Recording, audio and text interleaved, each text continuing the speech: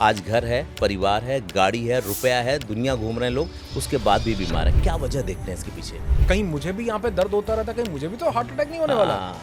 Mind जो है ये इमेजिनेशन और रियलिटी में फर्क नहीं करता। इसलिए मैंने आपसे पूछा क्योंकि आप दिमाग पे ही काम करते हैं। लोगों के शरीर पर अगर कोई घाव होता है तो 48 आवर्स 48 घंटे के अंदर हमारा शरीर उसको खुद ब खुद भर देता है। अध्यात्म के ना होने से कितना बड़ा नुकसान है। मैं कर्मकांड की बात नहीं कर रहा हूँ। मीरा नाच नाच के प्रभु को पा गई। किन चीजों पे काम करते हैं? जितने भी दुनिया के चैलेंजेस हैं उनको मैं इसी शरीर से ही सॉल्व करना चाह रहा हूँ। भूल जाओ कि आप शरीर, भूल जाओ कि आपके आसपास कोई है। चिल्लाए, रोना आता है, रोए, हंसी आती। लोग अपने 5-5 साल 5-5 जन्म पुरानी चीजें निकाल करके चले जाते हैं। मिश्रा, मेरे पास कोई दैवीय शक्ति है, मैं कोई चमत्कारी पुरुष, ऐसा बिल्कुल भी नहीं है। ओशो ने जितना इनके बारे में बोला है उतना शायद अब तक इस पूरे ब्रह्मांड में कोई व्यक्ति पैदा नहीं हुआ जिसने श्री कृष्ण के बारे में बोला हो और वहां से उसने लाओ त्सु तक किसी ने नहीं बोला। लेकिन हमने क्या पकड़ा कि ओशो सेक्स गुरु है। ये ना बहुत कम लोग समझ पाएंगे मिश्रा जी। थोड़ा सा इस पे ध्यान दिया तो मन तन दोनों बिल्कुल सही टनाटन रह सकते हैं। कुछ लोगों के बहुत गहरे तक अवसाद बैठे रहते हैं। अगर वो इसको निकलना चाहे, इससे निकलना चाहे, तो क्या कोई तरीका होता है इसका? इसका सबसे सिंपल तरीका है कि सरल हो जाए। ठाकुर ये 2 हाथ मुझे दे दो। मैं कहता हूँ ये थोड़ा सा समय मुझे दे दो। अगर ये देने को तैयार हो तो तुम और मैं मिलके इतिहास रच देंगे। ये बात याद रखना। पिछले 4 महीने में इतना पैसा कमाया है जितना पूरे जीवन में नहीं कमाया। मैं तुम्हारे जीवन में कुछ बदलाव नहीं लाया हूँ। मैंने तो सिर्फ सिखाया कि अपने अंदर उतरो। आप अचेतन मन पे भी काम करते हैं क्या? वो कह रहा माधव गांडी उठता नहीं है। वो कह रहे भैया 18 अध्याय हो गए, दिखाना पड़ा। वो फिर कहते हैं अंदर उतरना पड़ेगा। मेरे बस में नहीं है माधव, मेरी लत है राज्य को पकड़ के रखना। तू विराट रूप देख, आंखें बंद कर और अब देख तू और मैं कौन है। सब जन्म मुझी में पाते हैं और लौट मुझी में आते हैं। 5 गांव छोड़ तू तो पूरा राज्य देने को तैयार हो जाएगा। यूं करवाते, लेकिन वो स्वयं चाहते थे कि ये युद्ध हो। आप कह रहे थे मेरे रोंगटे खड़े हो रहे थे। हमारे पास जो भी था इसको पाने के लिए बहुत लोग दूर से आए और गुलाम बनाते गए। किसको? हम लोगों को। उन्होंने बताया कि भैया तुम तो क्या क्या लेके बैठे हो। लेकिन सर बहुत लोग वहां तक नहीं पहुंच पाते। हाँ, इसीलिए तो हम हेल्प कर रहे हैं लोगों की। कुछ तो लोग कहेंगे, लोगों का काम है कहना। फिर क्यों संसार की बातों से यूं भीग गए तेरे नैना? परेशान मत हो, संकेत दे रहे हैं कि तुम ऊपर निकल गए हो। क्या बात है, क्या बात है। लोग जिंदगी में इतने क्लियर हो जाए ना तो समस्याएं ही खत्म हो जाएगी। गजब का दौर है जहां हर व्यक्ति बड़े अंधे दौड़ में भागा जा रहा है। क्या चाहिए पता नहीं, लेकिन कुछ तो चाहिए। एक बात साफ है, जिसके पीछे आदमी भागता है वो है पैसा, और वो पैसे को ही सक्सेस समझता है। और आजकल ये भी देखा जा रहा है कि आदमी पैसा कमाने के चक्कर में अपने स्वास्थ्य को गंवा देता है। फिर एक उम्र बीतने के बाद वो ये चाहता है कि इन्हीं कमाए गए पैसों से खर्च करके अपने स्वास्थ्य को वापस पालें, जो कभी संभव नहीं होता। और ये समझने में उसकी पूरी उम्र बीत जाती है। और जब ये बात समझ में आती है तो वो जिस उम्र में खड़ा होता है वहाँ पर अगर उसके पास कुछ होता है तो वो सिर्फ और सिर्फ पछतावा। और वो पलट के जब अपनी पिछली ज़िंदगी में देखता है तो उसको लगता है कि कहीं ना कहीं उसने अपनी ज़िंदगी में बहुत बड़ा नुकसान किया है जिसकी भरपाई नहीं हो सकती। आज हमारे साथ एक ऐसे गेस्ट हैं जो न्यूरो साइंस एक्सपर्ट हैं और इसके साथ ही वेलनेस कोच भी हैं, जिनके पास हजारों नहीं लाखों लोग इस तरह की समस्याओं को लेकर के आते हैं और मिलने के बाद उन्हें ये लगता है कि ये तो समस्या थी ही नहीं, ये सिर्फ उनकी मानसिकता थी। आज इसी पे हम लोग बात करने वाले हैं। आज हमारे साथ अनुराग ऋषि सर हैं, जिनके आपने वीडियोस भी देखे होंगे, कई एपिसोड भी देखे होंगे, और ये जगह जगह पे प्रोग्राम भी करते हैं जहाँ पे तमाम लोग वेटिंग में होते हैं कि उन्हें मौका मिल जाए। आज हम बात करने वाले हैं। सर बहुत बहुत धन्यवाद ये वक्त देने के लिए। बहुत बहुत शुक्रिया मिश्रा जी आपका यहाँ पर बुलाने के लिए, और बहुत अच्छा लग रहा है। और मुझे ऐसे लग रहा है कि जितने शब्दों का अभी आपने प्रयोग किया, पता नहीं उस पर मैं कुछ खराबी उतर पाऊंगा या नहीं। सर वो कहते हैं ना कि प्रत्यक्ष को प्रमाण क्या, आपके वीडियोस और आपके शो तो ये साबित कर चुके हैं। थैंक यू जी। यही वजह कि आज हम लोग बैठे हैं और तमाम लोगों को कुछ ऐसा मिलने वाला है जिससे हो सकता है उनकी लाइफ आसान हो जाए, उनकी मनोदशा बदल जाए। क्या ये सही है कि आज हर कोई एक अंधी दौड़ में दौड़ रहा है? ये बिल्कुल सही है, और ये मुझे ऐसे लगता है कि ये हर युग में सही रहा है। बस उसके मायने और उसके मापदंड बदलते चले गए। कभी वो बैलगाड़ी रही हो तो कभी कार रही हो, लेकिन ये हर युग में ये हर जगह पर आपको देखने को मिलेगा। लेकिन एक चीज़ आज बहुत ज़्यादा बदल गई कि इंसान पहले भी शायद बहुत सी भाग दौड़ों में, बहुत सी चीज़ों में उलझा रहता होगा, चाहे वो उस समय युद्ध जीतना हो, राज्य जीतने हो, या कुछ भी जीतना हो। लेकिन एक चीज़ वहाँ पर ज़रूर थी कि उसके पास लोगों का एक बहुत बड़ा साथ होता था जी। आज जो चीज़ मुझे लगता है कि कम होती जा रही है वो शायद ये लोगों का साथ है कि आज वो इंसान जो अकेलेपन में, मतलब अकेला होना और अकेलापन होना, इन दोनों में बहुत बड़ा अंतर है। एक है कि हम कमी फील करते हैं जहां पर किसी दूसरे व्यक्ति की, उसको हम अकेलापन कहते हैं। अकेला होने का मतलब है कि आप अपने ही साथ जब होते हो उसमें आप कमी फील नहीं करते हो। आज जो इंसान अकेलापन महसूस कर रहा है, दूसरों का न होना, और बहुत सी ऐसी रिसर्चेस भी ये बात बताती हैं कि आज हमारी हैप्पीनेस का जो कोशेंट इतना ज़्यादा कम हो रहा है, हम 150 देशों में 125 130 नंबर पर जहाँ पर आ रहे हैं, उसका बहुत बड़ा कारण है कि हमने रिश्ते छोड़ दिए, लोग छोड़ दिए। हमारे साथ जो सुख दुख के लिए जो हमारे बुजुर्ग, हमारे बड़े बड़े परिवार होते थे, बड़ी बड़ी चौपालें लगती थी, शायद ये कारण हुआ कि हमने जितना अपने आप को अकेला किया, अकेलेपन में हम लेकर के गए, शायद ये कहीं ना कहीं वो भाग दौड़ के साथ साथ, सब चीज़ों के साथ साथ, ये बहुत बड़ा कारण है कि हम हमारी मानसिकता को, हमारी विचारधारा को, हमारी सोच को और साथ ही हमारी खुशी को, शायद ये एक चीज़ ग्रहण लगा रही है। सर, आपने बड़ी अच्छी लाइन शुरू में की, वो मेरे दिमाग में वहीं रुक गई कि आप इसको शायद बेहतर डिफाइन कर पाएंगे कि बैलगाड़ी का दौर था और आज गाड़ियों का दौर है। तो बैलगाड़ी वाले ज़्यादा बीमार होते थे या आज गाड़ी वाले? क्योंकि उनके पास सुविधाएं नहीं होती थी, फिर भी लंबा जीते थे, खुश रहते थे, लोगों को साथ लेके चलते थे। आज घर है, परिवार है, गाड़ी है, रुपया है, दुनिया घूम रहे हैं लोग, उसके बाद भी बीमार हैं। क्या वजह देखते हैं इसके पीछे?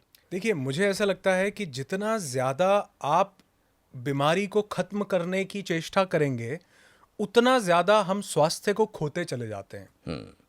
इसको थोड़ा सा समझाना चाहूँगा। जी। जब भी आप देखो कि हम किसी बीमारी के ऊपर इतना ज़्यादा केंद्रित हो जाते हैं कि हम उसको होने नहीं देना चाहते, हम उससे लड़ने लग जाते हैं। हमेशा किसी भी चीज़ का अस्तित्व उसके विपरीत चीज़ के होने से पता चलता है। मतलब मैं खुश हूं, ये किस चीज से पता चलेगा कि मेरी जिंदगी में अगर गम है तो मुझे खुशी का पता चलेगा। दिन का पता तभी है जब कभी रात देखी हो जी। अच्छे का बुरा पता तभी है जब बुरा देखा हो जी। तो मुझे किसी चीज का अस्तित्व में होना तब पता चलता है जब उसका विपरीत कुछ है। मुझे सेहत का मालूम है कब पता चलता है? जब बीमारी कुछ है। बिल्कुल सी बात। वो मेरे जीवन का एक पार्ट है। लेकिन हमने क्या किया? हमने ये चेष्टा कभी नहीं की कि हम अपने स्वास्थ्य को बढ़ाएं। हमने हमेशा चेष्टा ये की कि बीमारी को खत्म किया जाए, और जितना हमने बीमारी को खत्म किया उतना ज्यादा हमारी आने वाली जनरेशंस, हमारी आने वाली पीढ़ियां कमजोर होती गई। मैं आपको एक उदाहरण देना चाहूंगा। आज भी अफ्रीका के बहुत सारे जंगल ऐसे हैं, आज भी वहां पर बहुत सारी ट्राइब्स, बहुत सी जगह ऐसी हैं जहां पर लोगों के पास कोई दवाइयां, कोई वैक्सीन या कुछ भी अवेलेबल नहीं है जी। और ये बात आप इसके प्रमाण देख सकते हैं, आप इसको गूगल पर चेक कर सकते हैं कि वहां पर लोगों के शरीर पर अगर कोई घाव होता है तो 48 आवर्स, विद इन 48 आवर्स, अच्छा, 48 घंटे के अंदर हमारा शरीर उसको खुद ब खुद भर देता है। अच्छा। क्योंकि उन्होंने अपने शरीर की उस शक्ति को जो अपने अंदर थी उसको कभी बाहर की चीजों पर डिपेंडेंट नहीं किया सर। जब वो बाहर की चीजों पर डिपेंडेंट नहीं हुई तो वो अपने अंदर की शक्ति जागृत है। छोटे से एग्जाम्पल से समझाऊं, मान लीजिए आपको कोई लड़का कॉलेज में परेशान करता है जी, और आपसे भिड़ता है, आपसे लड़ता है, बिल्कुल, आपको तंग करता है, बुली करता है, और आप हर बार अपने 4 बड़े भाइयों को बुला करके ले आते हैं। वो 4 बड़े भाई उसका अच्छे से बैंड बजाते हैं और वो चला जाता है। अब बड़े भाई हो गए पास आउट, आप बच गए अकेले। अब जब वो आपको परेशान करेगा तो अब आप क्या करेंगे? अब बड़े भाई नहीं है, अब सिर्फ आपकी अपनी स्ट्रेंथ ये कहां से डेवलप हो सकती थी कि जब पहली बार उसने बुली किया तो आपने खुद उससे लड़ा या रिएक्ट किया होता, रिएक्ट किया और रिस्पॉन्स दिया होता, आपने अपनी शक्ति को डेवलप किया होता जी। अब यही हम कर रहे हैं एक्चुअल में कि हमने अपने अंदर जिसको हमने बेसिकली डिजीज बोला या रोग बोला, उससे हमने खुद लड़ने की बजाय, उसको खुद समझने की बजाय, हमने सारा का सारा काम डाल दिया बाहर से चीजें आए और उनको अंदर से किल करें। इससे सबसे बड़ी किल मुझे लगता है कि हमने बीमारी को किल किया, लेकिन इसके साथ साथ हमने इम्यूनिटी को भी किल कर दिया। उस चीज से लड़ने के बाद हम इम्यून हो सकते थे कि वो लड़का हमको जीवन में कभी बुली ना करे, हमको कभी परेशान ना करे, लेकिन अब हम उससे छोड़ो, अब हम किसी से भी इम्यून नहीं होए। कोई भी एक व्यक्ति आकर हमको यूं पोक करेगा और हम कुछ नहीं कर पाएंगे क्योंकि हमारे पास वो एबिलिटी नहीं है। सेम मिश्रा जी, सेम यहां पर ये हो रहा है कि हमने हमेशा रोग को खत्म करने की सोची, अपने अंदर की ऊर्जा को कैसे जगाया जाए, अपनी इन्नेट इंटेलिजेंस को, अपनी हीलिंग एबिलिटी को कैसे जागृत किया जाए जो कहीं सुषुप्त अवस्था में हमारे अंदर, हमारी चेतना में विद्यमान है और इतनी भयंकर शक्ति विद्यमान है। अगर उसको जान लिया जाए तो मैं कहता हूं दुनिया की किसी भी चीज को आप जो है कॉन्कर कर सकते हैं। अच्छा सर, एक बात बताइए, जब आपसे लोग मिलते हैं सेमिनार में, जब आप अपने प्रोग्राम करते हैं, क्योंकि मैंने कुछ वीडियोस देखे हुए हैं कि वो बिल्कुल मस्त हो जाते हैं, मलंग जिसको कहते हैं हम, तो क्या लगता है कि आप उनको मेंटली फिट करते हैं या फिजिकली फिट करते हैं? ये जो रोग हमारे शरीर में होता है, क्या इस रोग का कारण हमारा शरीर होता है या हम मेंटली रूप से कमजोर होते हैं, फिर ये रोग हम पे हावी हो जाता है? बहुत अच्छा सवाल है मिश्रा जी। मैं यहाँ पर एक छोटी सी चीज़ बोलना चाहूँगा कि जितने भी रोग हमको हो रहे हैं उसमें से बहुत बड़ा हिस्सा आज साइकोसोमैटिक रोगों का है। यस। मनोशारीरिक जिसको बोला गया, जी। यानी हमारा शरीर और हमारा मन इंटरकनेक्टेड है। हमारी जिस प्रकार की भाव दशा होती है वही भाव दशा हमारे शरीर में रिफ्लेक्ट करने लग जाती है कुछ समय में। ठीक है। बहुत से रोग ऐसे होते हैं जो बिल्कुल एक्यूट होते हैं, एकदम से पैदा हुए, जिनका शायद मनोदशा से कोई लेना देना नहीं था। कोई वायरस था, मनोदशा से लेना देना नहीं था। कोई ठीक है। बैक्टीरिया था, मनोदशा से लेना देना नहीं था। कोई चोट लग गई, यहाँ घाव लग गया। तो जो चीजें एकदम से, जिनको हमने एक्यूट बोला, ये चीजें भी हैं। वो चीजें भी हैं जो लगातार 6 महीने, 8 महीने, साल, 2 साल, 10 साल तक हमने अपनी मनोदशा को डिस्टर्ब किया और वो धीरे धीरे हमारी बॉडी में मैनिफेस्ट होने लग गई। और इसके परे वो चीजें भी हैं जो हमारी एनर्जी बॉडी में, हमारे उस सूक्ष्म शरीर में, जहां इसलिए कहा जाता है कि जो बीमारी या डिजीज फिजिकल बॉडी में आई है वो हमारी एनर्जी बॉडी का एक मैनिफेस्टेशन है। ओके। यानी हमारी चेतना किस स्तर पर थी, उससे हमारे शरीर के अंदर बहुत सारे रोगों का पदार्पण होता है। और उसी चेतना को अगर हम हायर स्टेट पर लेकर के जाते हैं तो हम उन रोगों को अपने जीवन से निकाल भी सकते हैं। Okay. इसीलिए आप देखो, हमारे पुराने लोग, एंसेस्टर्स, हमारे पूर्वज जितने भी थे, उनकी जो हीलिंग साइंसेस थी वो सभी की सभी माइंड और हमारी चेतना से रिलेटेड थी। बिल्कुल। मतलब कभी ऐसा होता था कि आचार्य सुश्रुत को या किसी ऐसे आचार्य को जिन्होंने, मतलब चरक को, या उन्होंने बाहर शरीर के ऊपर काम किया हो, लेकिन ज्यादातर हमारे मन के ऊपर और हमारी एनर्जीज के ऊपर काम किया। हमारे सप्त चक्रों को जागृत करने पे काम किया। हमारे एक एक एनर्जी सेंटर जिसको रेगुलेट किया जाए तो पूरा प्राण हमारे शरीर में प्रवाह करने लगता है, उसके ऊपर काम किया। तो मुझे लगता है कि शरीर में जितने भी रोग हैं उसमें हाँ बहुत सारे एक्यूट हैं जो हमको बाहर के एटमॉस्फेयर के कारण, चीज़ों के कारण, खाने पीने के एनवायरनमेंट के कारण, चोट लगने के कारण, वायरस बैक्टीरिया के कारण हो रहे हैं। लेकिन उसके साथ ही ज़्यादातर हिस्सा जो है वो मनोशारीरिक रोगों का है, जो साइकोसोमैटिक हैं। जिस तरह का भाव है वही कुछ समय में शरीर पर रिफ्लेक्ट होने लगता है। हाँ, मैंने इसलिए भी ये पूछा था कि एक डॉक्टर से मेरी बात चल रही थी, मैंने उनसे पूछा कि क्या कभी आपको ऐसा महसूस हुआ कि जो व्यक्ति आपके पास दिखाने के लिए आया उसको बीमारी नहीं है, लेकिन उसने गूगल, फेसबुक या इंस्टाग्राम इतना सर्च किया कि उसको देख करके उसने फील करने लगा। उन्होंने कहा कि हाँ ऐसा है। इसलिए मैंने आपसे पूछा क्योंकि आप दिमाग पे ही काम करते हैं, तो मतलब ये स्थिति बनती है। मिश्रा जी, मैं आपको बताना बनती नहीं है, मैंने खुद इसको महसूस, मैंने अपने जीवन में देखा हुआ है। अच्छा। मुझे एक चैलेंज था जिसका नाम है हाइपोकॉन्ड्रिया। ओके। मतलब ऐसा मॉडर्न साइंस ने इसको नाम दिया, हाइपोकॉन्ड्रिया।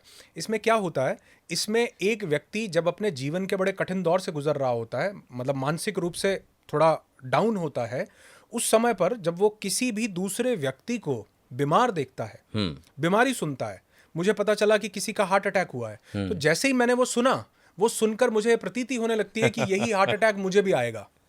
बिल्कुल। और 3-4 घंटे के अंदर मेरी बॉडी वो सिम्टम्स भी डेवलप करने लगती थी। हाँ, किसी का सुना कि इसको बीपी बड़ा तेज है, और मैंने देखा कि यार ये तो बीपी तो मुझे भी होगा जब इसको हो रहा है तो। और जब डॉक्टर के पास जाकर चेक करवाया तो पता लगा 180/120, ये तो बिल्कुल शूट करने वाला है और ये तो कुछ भी कर सकता है। यानी कहने का मतलब है ये चीज़ क्या है, ये कोई बाहर से आ रही है, ये कहाँ से आ रही है, कि जब मेरे दिमाग की सुई किसी एक जगह पर अटक जाती है, ये भी हमारे दिमाग का एक किस्म से जो विचारों का रूमिनेशन है, विचारों का जो थॉट्स का एक जगह पर स्टक हो जाना है, ये उसी की भाव दशा है। और हमारा माइंड जो है ये इमेजिनेशन और रियलिटी में फर्क नहीं करता। ओके। अगर रियलिटी में मैं बहुत तेज भाग रहा हूं तो मेरी पूरी बॉडी के सभी ऑर्गन्स वैसा ही रिस्पॉन्स देंगे जैसा अगर मैं आंखें बंद करके इमेजिन करके सोच रहा हूं कि मैं पहाड़ चढ़ रहा हूं या दौड़ रहा हूं। और ये कोई नई चीज नहीं है, आज इसको साइंस प्रूव कर चुकी है कि हमारा माइंड इमेजिनेशन और रियलिटी में फर्क नहीं करता। तो जिस व्यक्ति की बीमारी मैंने सुनी, क्या वो मुझे रियल में थी? नहीं मैंने क्या किया, इमेजिन किया कि ये सेम फीलिंग्स, ये सेम सिम्टम्स मुझे भी हैं, कहीं मुझे भी यहाँ पे दर्द होता रहता, कहीं मुझे भी तो हार्ट अटैक नहीं होने वाला। और जब मैं डॉक्टर के पास जाता था तो वाकई पता चलता था कि बीपी 180/120 है, लेकिन क्या हार्ट में ब्लॉकेज है? नहीं है। तो ये क्यों हो रहा है? ये इसलिए हो रहा है क्योंकि किसी दूसरे को सुन लिया। हाँ, आजकल गैस की प्रॉब्लम भी हो तो आदमी यही समझता है कि हार्ट की प्रॉब्लम है, और शरीर में अलग अलग तरीके का मतलब लगता है कि इस तरह का रोग हो गया है। एक बात बताइए, जब बात आई गई तो हम अपनी बात को शुरू करने से पहले एक चीज़ और मैं समझना चाहूँगा। अभी पिछले 2 दशक में हमने देखा कि मेडिकल में भी तमाम एक्सपर्ट निकल के आए, अलग अलग चीज़ों के एक्सपर्ट, जिसके बारे में नहीं सुना गया था। तो क्या लगता है कि ये बाजार पहले बीमारी क्रिएट करती है, उसके बाद फिर उसके ऑप्शन देती है? ये इसलिए पूछ रहा हूँ, थोड़ा सा और इसको डिफाइन कर दूँ। जैसे कि हम जितने प्रोडक्ट यूज़ करते हैं, चाहे स्किन केयर के हों या बॉडी लोशन हो या तमाम तरीके की चीज़ें हों, पता चलता है कि कुछ टाइम बाद हमें स्किन प्रॉब्लम होगी तो हम एक डॉक्टर के पास जाते हैं, डॉक्टर विशेष के पास जाते हैं। इसी तरह से जो चीज़ें हम खाते हैं, तो आपका अनुभव क्या रहा है इतने सालों में कि इस तरह के लोग कितने मिलते हैं आपको? देखिए, यहाँ पर ना 2 चीज़ें हैं बड़ी ध्यान से जिनको जान लेना पड़ेगा कि आज से नहीं, शुरू से लेकर के अगर आप जब से जीवन चल रहा है, अगर आप इसको 13.8 बिलियन ईयर्स भी लेना चाहेंगे तो मुझे कोई आपत्ति नहीं होगी। अच्छा। लेकिन जब से उत्पत्ति हुई, जब से बिग बैंग हुआ, ब्रह्मांड बनने लगा, तो जो एक पिछली जनरेशन होगी ना, हाँ। उसको अगली जनरेशन हमेशा ऐसा ही लगेगा कि ये सब कुछ बिल्कुल गड़बड़ हो गया। हमें हमारे आने वाले बच्चों को लगेगा, हमारे माता पिता को हम लगते थे और हमारे माता पिता के माता पिता को वो लगते थे। बात तो सही है। इसी तरह से हर एक चीज जब नई साइंसेस के ऊपर जब तरक्की होती है, जब डेवलपमेंट होता है, जब बहुत कुछ जानने को मिलता है, तो चीजें ना बाहरी रूप लेने लगती हैं, चीजें ट्रेवल करती हैं, मतलब चीजें इनवर्ड ना होकर के आउटवर्ड फ्लो करने लगती हैं जितना ज्यादा हम तरक्की करते चले जाते हैं। ओके। और फिर धीरे धीरे एक समय ऐसा आता है जब हमको ये रियलाइज होता है कि अब इसको वापस इनवर्ड जाने का ही समय है, वापस लौटने का समय है। इसीलिए आप देखेंगे बहुत सारे फैशन भी घूम फिर के वहीं पहुंच जाते हैं। हाँ, वापस जाते हैं। बहुत सारी घर, अब आप देखो हमारे घर, अब बहुत सारे वीडियोस भी आपने सुने होंगे कि ये एल्यूमिनियम नहीं यूज करना, ये नहीं करना, क्यों नहीं करना, मिट्टी यूज करो, आयन यूज करो, कास्ट आयन, घूम फिर के हम वहीं पहुंचते चले जाएंगे जी। तो आज जो चीज हमें लग रहा है कि बहुत बड़ा डिसरप्शन है, ये शायद सोसाइटी की, समाज की एक नीड रही होगी। जैसे हमें जल्दी जल्दी, आज कहते हैं ना हम कि जल्दी जल्दी का दौर है, सब चीज जल्दी चाहिए, ठीक उसी तरह मेडिकल साइंस ने जितना ग्रो किया, अब मैं किसी को बोलूं कि भैया रोज कपाल भाती किया करो और अनुलोम विलोम किया करो, 6-8 महीने में चेहरे पे रौनक आने लगेगी। लेकिन वही आप एक 5,000 रुपए की क्रीम लेके कोलेजन वाली चेहरे पे लगाएं तो वो इंस्टेंटली रौनक आ जाती है। तो कहने का मतलब है जनरेशन बदल गई, उसको इंस्टेंटली कुछ चाहिए था, और इस इंस्टेंट की जब भी कुछ जल्दी मिलेगा ना, और इसलिए हमारे बड़ों ने कहा है, आपने भी सुना होगा, जल्दी का काम शैतान का। शैतान का। तो जितनी जल्दी हम किसी चीज को करना चाहेंगे उसमें उसका प्रोसेस मिस हो जाएगा, सिर्फ आउटकम बचेगा।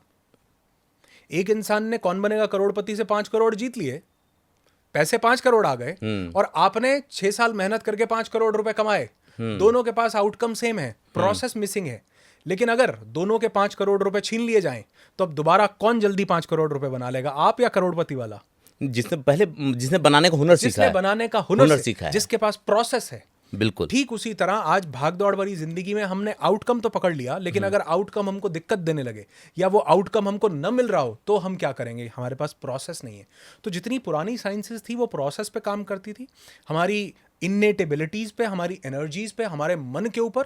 अंतःकरण को समझाया गया हमारे हर एक ग्रंथ में। अंतःकरण का मतलब था हमारा मन, हमारी बुद्धि, हमारा अहंकार और हमारी चेतना, इन सब से मिलकर के हम बने हैं। बिल्कुल। आज मॉडर्न दौर में हम सिर्फ और सिर्फ एक चीज समझते हैं कि हम एक शरीर हैं। इलाज किसका करना है? बॉडी का। समझ रहे हैं? मैं किससे मिल रहा हूं? एक दूसरे व्यक्ति से जो एक बॉडी है। इसलिए मैं आपको पृथक पाता हूं, अलग पाता हूं। लेकिन वो हमारे पुराने लोग बोलते थे कि हम सब एक हैं, यथा ब्रह्मांडे तथा पिंडे।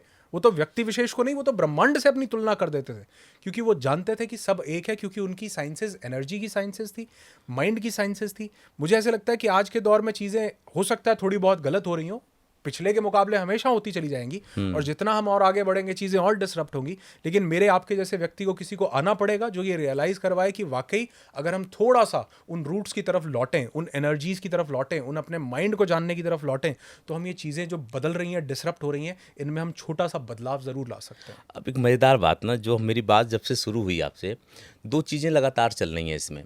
एक हमारे पुराने लोग, हमारी पुरानी पीढ़ी, और दूसरा कहीं ना कहीं आध्यात्म टच किए हुए है। आज की पीढ़ी को अध्यात्म के कितना करीब पाते हैं, और अध्यात्म के ना होने से कितना बड़ा नुकसान है? देखिए, मुझे ऐसा लगता है कि अब अध्यात्म को जब हम स्पिरिचुअलिटी बोलते हैं तो शायद इसको जानना उतना आसान नहीं है। लेकिन जब हम मैं कर्मकांड की बात नहीं कर रहा हूँ, मैं पहले डिफाइन कर दूं। अध्यात्म और कर्मकांड ये दोनों 2 चीज़ें हैं। मैं पूजा पद्धति, यज्ञ, हवन की बात नहीं कर रहा हूँ। कर्मकांड और अध्यात्म जो मैं जानता हूँ, ये दोनों अलग अलग हैं। एक साधना की विधि होती है जिसकी बात अभी लगातार कर रहे हैं, दूसरा वो पूजा पाठ, यज्ञ, हवन, मंदिर और तमाम चीज़ें होती हैं। बात गलत सही की नहीं है, बात यह है कि किससे ज़्यादा जुड़ाव था। तो मैं आध्यात्म की बात करूंगा, जहाँ से ये मेडिटेशन आया, जहाँ से ध्यान की विधि आई, जहाँ जिसने ये कहा कि ईश्वर एक है, उससे कनेक्ट होइए, जिसने हीलिंग सिखाया, जिसने चक्रा के बारे में बताया, मैं उसकी बात कर रहा हूँ, जो अब इंस्टाग्राम, फेसबुक पे नए स्वरूप में निकल के आ रहा है। इससे दूर होने का क्या दुष्परिणाम आपने देखा? क्योंकि अब तो वापस लोग उसी पे आ रहे हैं ना मॉडर्न तरीके से। बिल्कुल ठीक है। और मैं कहूँगा चाहे स्पिरिचुअलिटी हो, अध्यात्म हो, या चाहे हमारा रिलीजन हो, हमारे धर्म हो, ये सभी एक ही चीज़ की तरफ हमको लेकर के जाते थे कि अपने आप को जानो। महाभारत की पूरी घटना में, पूरे गीता में श्री कृष्ण जो अर्जुन को सार देना चाह रहे हैं वो यही देना चाह रहे हैं कि अर्जुन, मैं भी परमात्मा हूँ, तुम भी परमात्मा हो। बिल्कुल। फर्क सिर्फ इतना है कि मैंने जान लिया है कि मैं परमात्मा हूं और तुमने अब तक जाना नहीं है कि तुम परमात्मा हो। और जब हम स्पिरिचुअलिटी की बात करते हैं तो वहां पर भी वो, चाहे बुद्ध हो, वो यही बोल रहे हैं कि आप दीपो भवा, अपना दिया खुद जलाना है, अपने अंदर उतरना है, अपने आप को जानना है। हर एक व्यक्ति अपने अंदर उतरने की बात कर रहा है। आज ये थोड़ा सा एक लेटेस्ट ट्रेंड बन चुका है। बहुत से लोग मेरे पास भी आते हैं, वो बोलते हैं सर मेडिटेशन कैसे करना है। मैं कहता हूँ ये सवाल गलत है। सवाल होना चाहिए कि मेडिटेशन क्या है। जब आप कैसे करना है तो आप उसकी विधि में जाते हैं, आप उसकी विधि को, पूरा प्रोसेस को जानना चाहेंगे कि उसको करने का तरीका क्या है।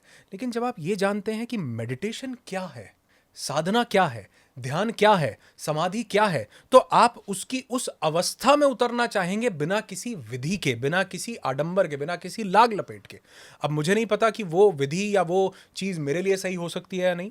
जिस विधि से गौतम बुद्ध ध्यान को उपलब्ध हुए वो मेरे लिए सही है या नहीं। इसलिए श्री कृष्ण ने उस परमात्मा तक पहुंचने के, उस परम शांति तक पहुंचने के बहुत मार्ग बताए। उन्होंने कहा कि भक्ति योग भी एक हो सकता है, ध्यान योग भी एक हो सकता है। तो हर एक मार्ग से हम वहां पहुंच सकते हैं। ये डिपेंड करेगा कि मैं किस चीज के लिए बना हूं, मेरा रेजोनेंस किससे है। मैं एक बार एक पेट्रोल पंप पर, फ्यूल स्टेशन पर गया, या कोई व्यक्ति गया, तो उसने गाड़ी रोकी वहां, तो वो अटेंडेंट ने बोला कि ये लिड खोलिए। लिड खोली गई, उसने कहा हाँ जी, क्या डाल दें, पेट्रोल या डीजल? उसने कहा जो सस्ता है वो डाल दो। बोले नहीं सर, ऐसा साहब गलत है, सस्ते से नहीं काम चलेगा। आप बताइए कि पेट्रोल डाले या डीजल? वो बोले कि जो सस्ता है, कम सस्ते में। बोला सर जिससे आपकी गाड़ी चलती है वो डलवाइए। कहने का मतलब है कि आप अटेंडेंट को ये नहीं बोल सकते भैया सस्ता है जो वो डाल दो। हाँ, फिर तो जो सत्यानाश होगा। इंजन, जो कंबस्शन, जितना जो फ्यूल से आपकी गाड़ी चल रही है, वही तो आपके अंदर क्या चीज है। कुछ लोग भक्ति रस से, मीरा नाच नाच के प्रभु को पा गई, कुछ लोग ध्यान करके, गौतम बुद्ध ने महापरिनिर्वाण को उपलब्ध हो गए।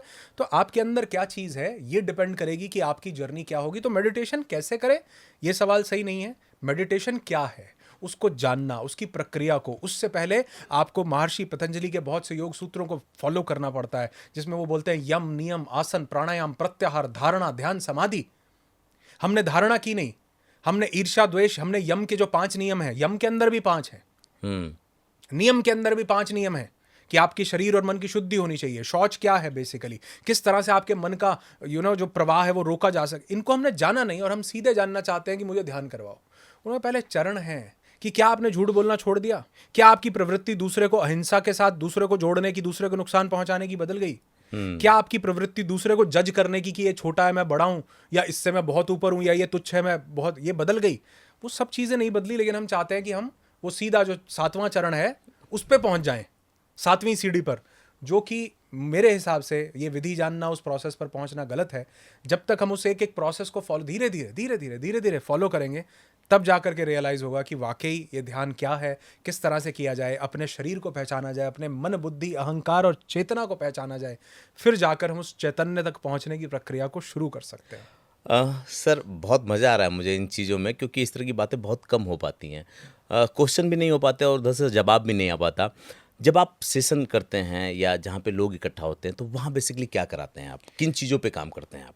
मैं मिश्रा जी, हमारा ना एक पूरा प्रोसेस रहता है, क्योंकि आज मैं देखता हूँ कि इतना डिसरप्शन सोसाइटी में हो चुका है। हमारे इवेंट्स होते हैं 3 घंटे से लेकर के और 6-6 महीने तक के भी लगातार इवेंट्स हैं हमारे, जिसमें लोग हमारे साथ 6 महीने तक के लिए भी जुड़ते हैं। एक हमारा इवेंट होता है 21 दिन, जहाँ पर लोगों को मैं सारा एंशिएंट इंडियन हीलिंग साइंसेस सिखाता हूँ, योग निद्रा सिखाता हूँ, सप्तचक्र ध्यान करवाता हूँ उनको, सब कुंडली, सब एक प्रोसेस पूरा हम लोग उसको करते हैं।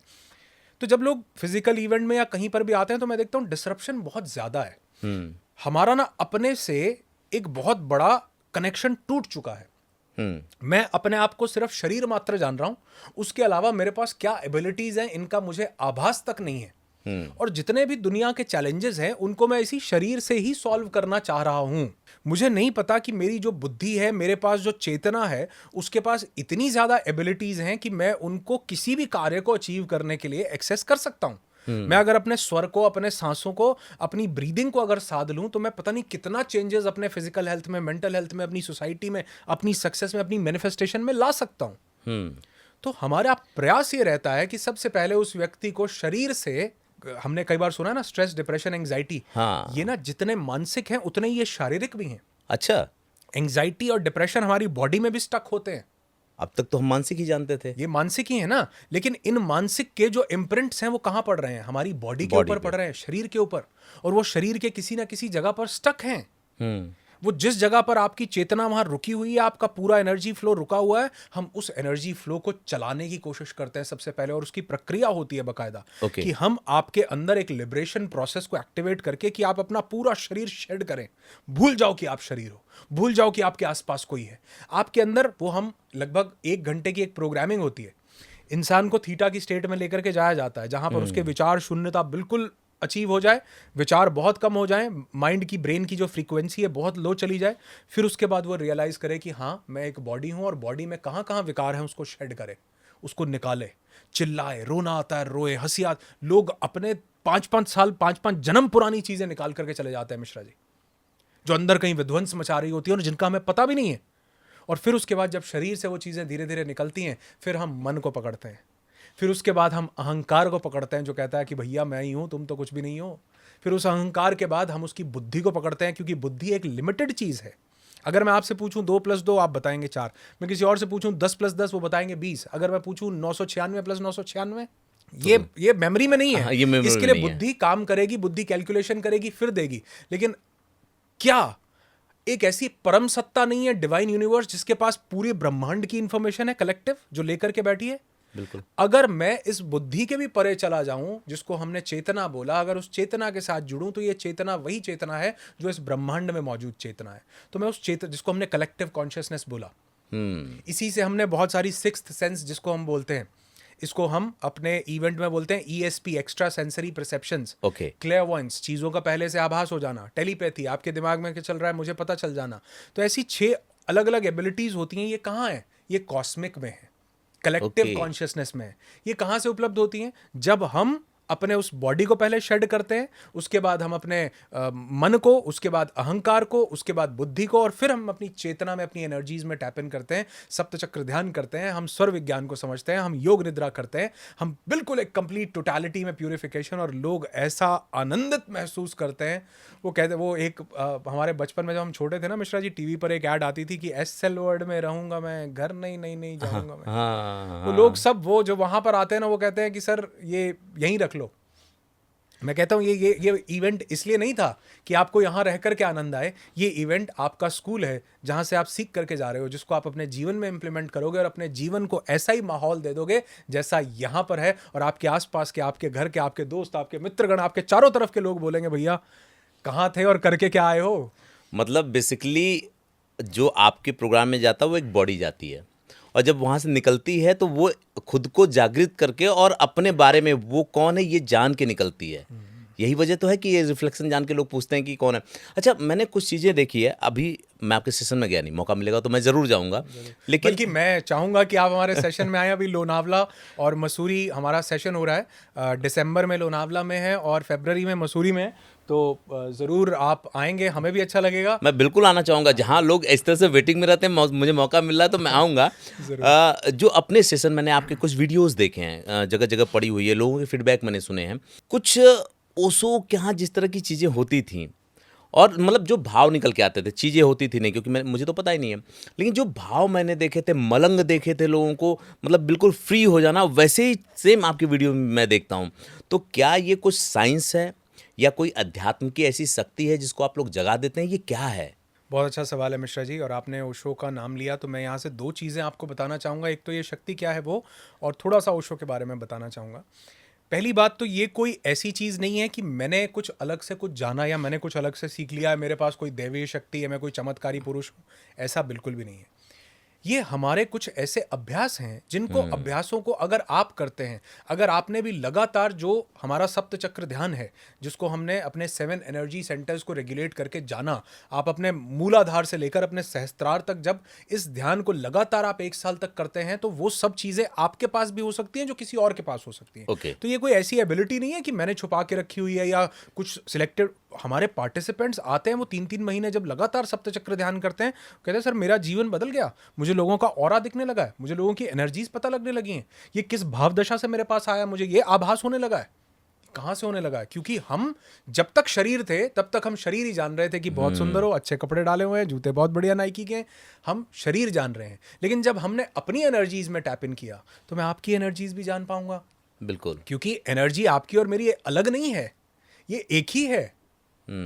आइंस्टीन ने भी प्रूव किया कि energy can neither be created not destroyed, it can only be transformed from one form to another. तो ये एनर्जी सब जगह प्रवाहित हो रही है एक ही। तो लोग जब वहां आते हैं वो अपने शरीर से हट करके थोड़ा सा अपने उस इनर एबिलिटीज को, अपनी एनर्जीज को जानते हैं, तो उनके जीवन में बदलाव आते हैं। और ओशो ने ये प्रक्रिया बहुत मतलब इतना ब्यूटीफुली उन्होंने शुरू की।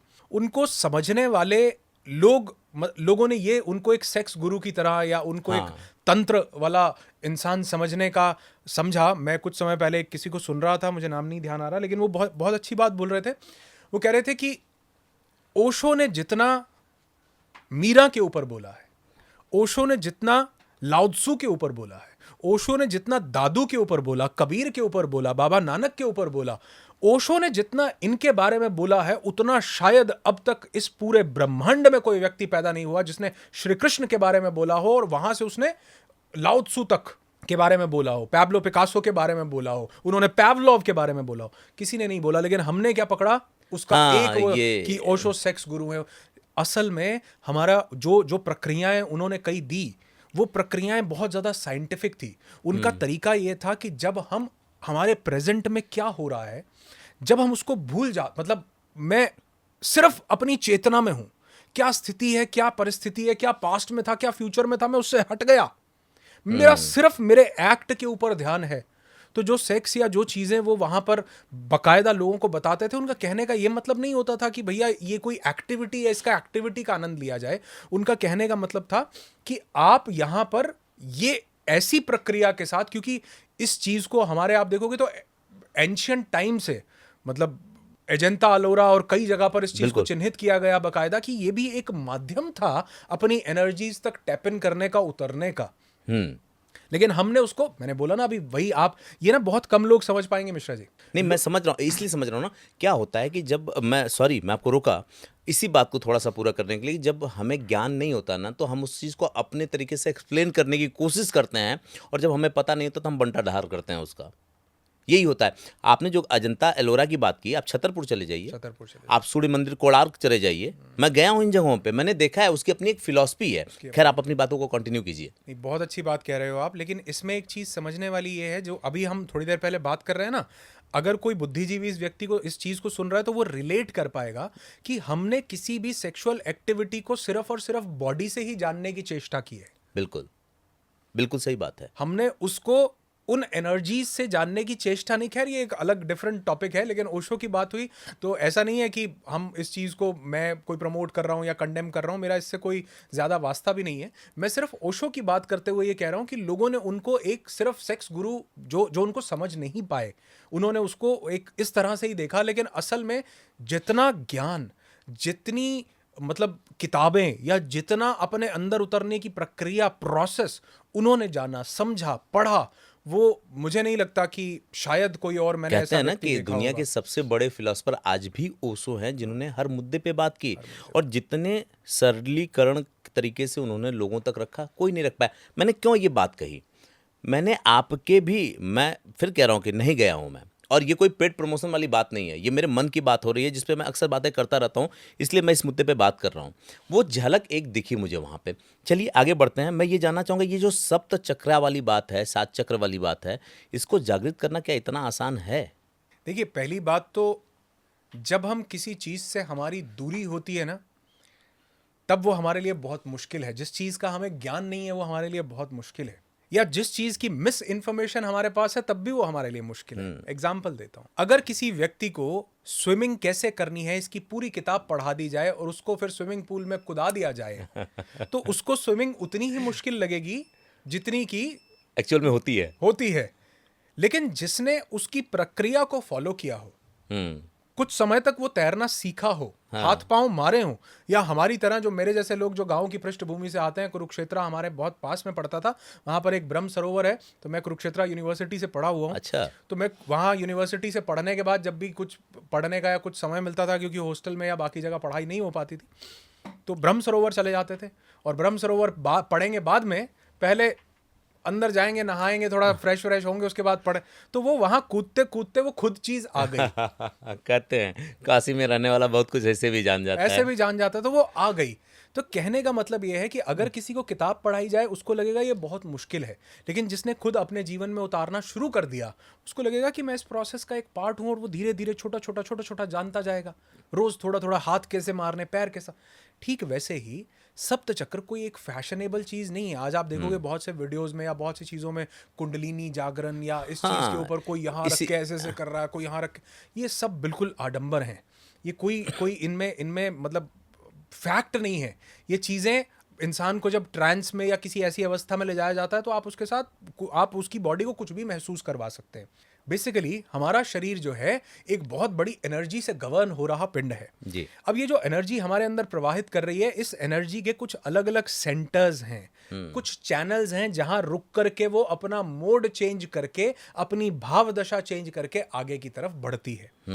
तो जो हमारा मूलाधार है, हमारी जितनी भी लस्ट है, हमारा जितना भी फियर है, हमारी जितनी भी इनसिक्योरिटीज हैं, मेरे जीवन के जो भी डर हैं, जितने भी फोबियाज हैं, वो सब वहां केंद्रित हैं। अगर मेरा वहां से एनर्जी का प्रवाह खुल जाता है, दो तरीके हैं, या तो मैं अपने डर के ऊपर काबू पा लूं, उसके लिए मेरे को बाहर बहुत कुछ करना पड़ेगा, मेरी इनसिक्योरिटीज, मेरी लस्ट, मेरी काम इच्छा। और वो काम इच्छा सिर्फ शरीर की काम इच्छा नहीं है, जो हवस है ये सिर्फ शरीर की हवस नहीं है। किसी को किसी चीज की भी, कोई किसी को पद की हवस है, किसी को प्रतिष्ठा की हवस है, ये हवस बेसिकली है। भूख होना अच्छी बात है, हवस होना अच्छी बात नहीं है, क्योंकि भूख मिट जाती है, हवस मिटती नहीं है। इसका कारण यह है कि हमने अपने उस रूट चक्रा से हमारी एनर्जीज ऊपर नहीं उठ पाई हैं। तो जब आप ये महसूस करते हैं कि मेरा यहाँ पर एक एनर्जी सेंटर है, उसको मैंने प्रवाहित, उसका बाकायदा एक कलर है। आपकी बॉडी ये 7 रंग जो है, जैसे 7 चक्र हैं, इसी तरह 7 रंगों से बना हुआ एक पिंड है।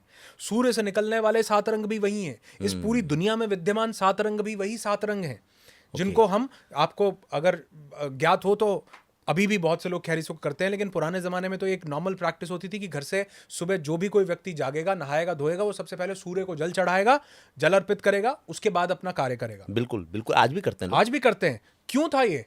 क्योंकि जब आप जल अर्पित करते थे, वो सूर्य में से जो किरणें आ रही हैं, 7 रंग उसमें से पानी में से छन करके आपकी बॉडी को मिलते थे। ये जल इसलिए नहीं था कि आपने सूर्य को खुश कराया, भैया लो जल चढ़ा दिया तुम्हें, मजे लो, सूर्य भगवान आनंद। सूर्य आपको आनंद दे रहा है। वो पानी में से जब वो किरणें छन के आती थी, आपकी बॉडी के लिए वो थेरेप्यूटिक इफेक्ट होता था। तो कहने का अर्थ है कि ठीक उसी तरह ये 7 रंग हमारे शरीर में भी हैं। वही 7 रंग, हमारे मूलाधार का रंग लाल है, हमारे सहस्त्रार तक पहुंचते पहुंचते वो सफ़ेद इंडिगो से सफ़ेद की तरफ जाने लगता है। तो ये हम अपनी बॉडी के कलर्स को, अपनी बॉडी की साउंड्स को, हर एक चक्र का अपना मंत्र है। लम यम आपने सुने होंगे।